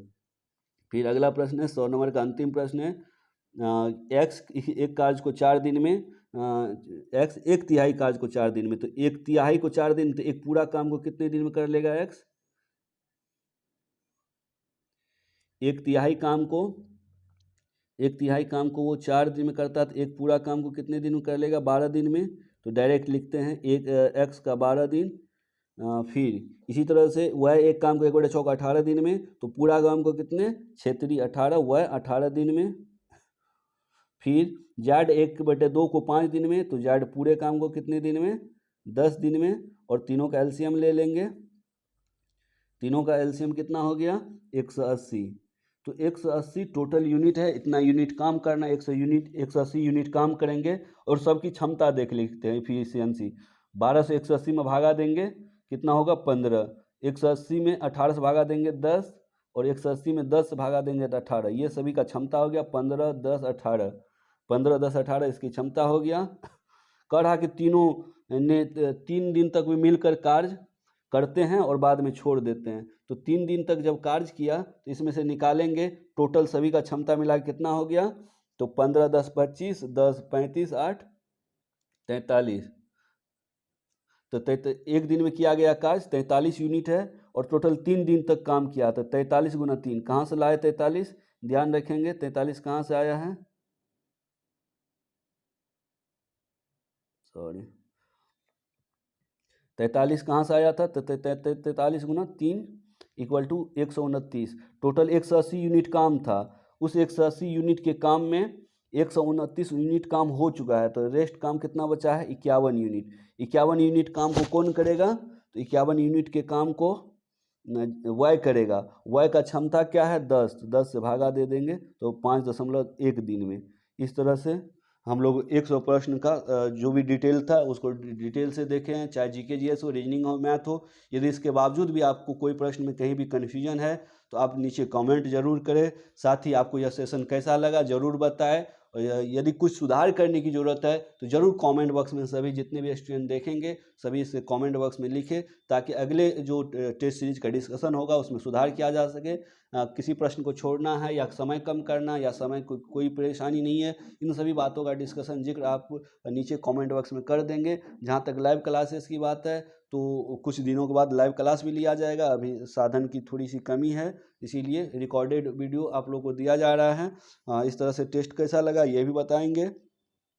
तो मिलते हैं इस तरह के अगले वीडियो में। और साथ ही यदि आप इस यूट्यूब चैनल पर नए हैं तो चैनल को सब्सक्राइब कर लीजिए। यदि अभी तक सब्सक्राइब नहीं कर लिए हैं तो ज़रूर सब्सक्राइब करें, अपने दोस्तों से सब्सक्राइब कराएं, ज़्यादा से ज़्यादा शेयर करें। मिलते हैं। इतना प्यार देने के लिए, सहयोग करने के लिए सबको बहुत बहुत धन्यवाद। मिलते हैं इस तरह के अगले वीडियो में। जय हिंद, जय भारत।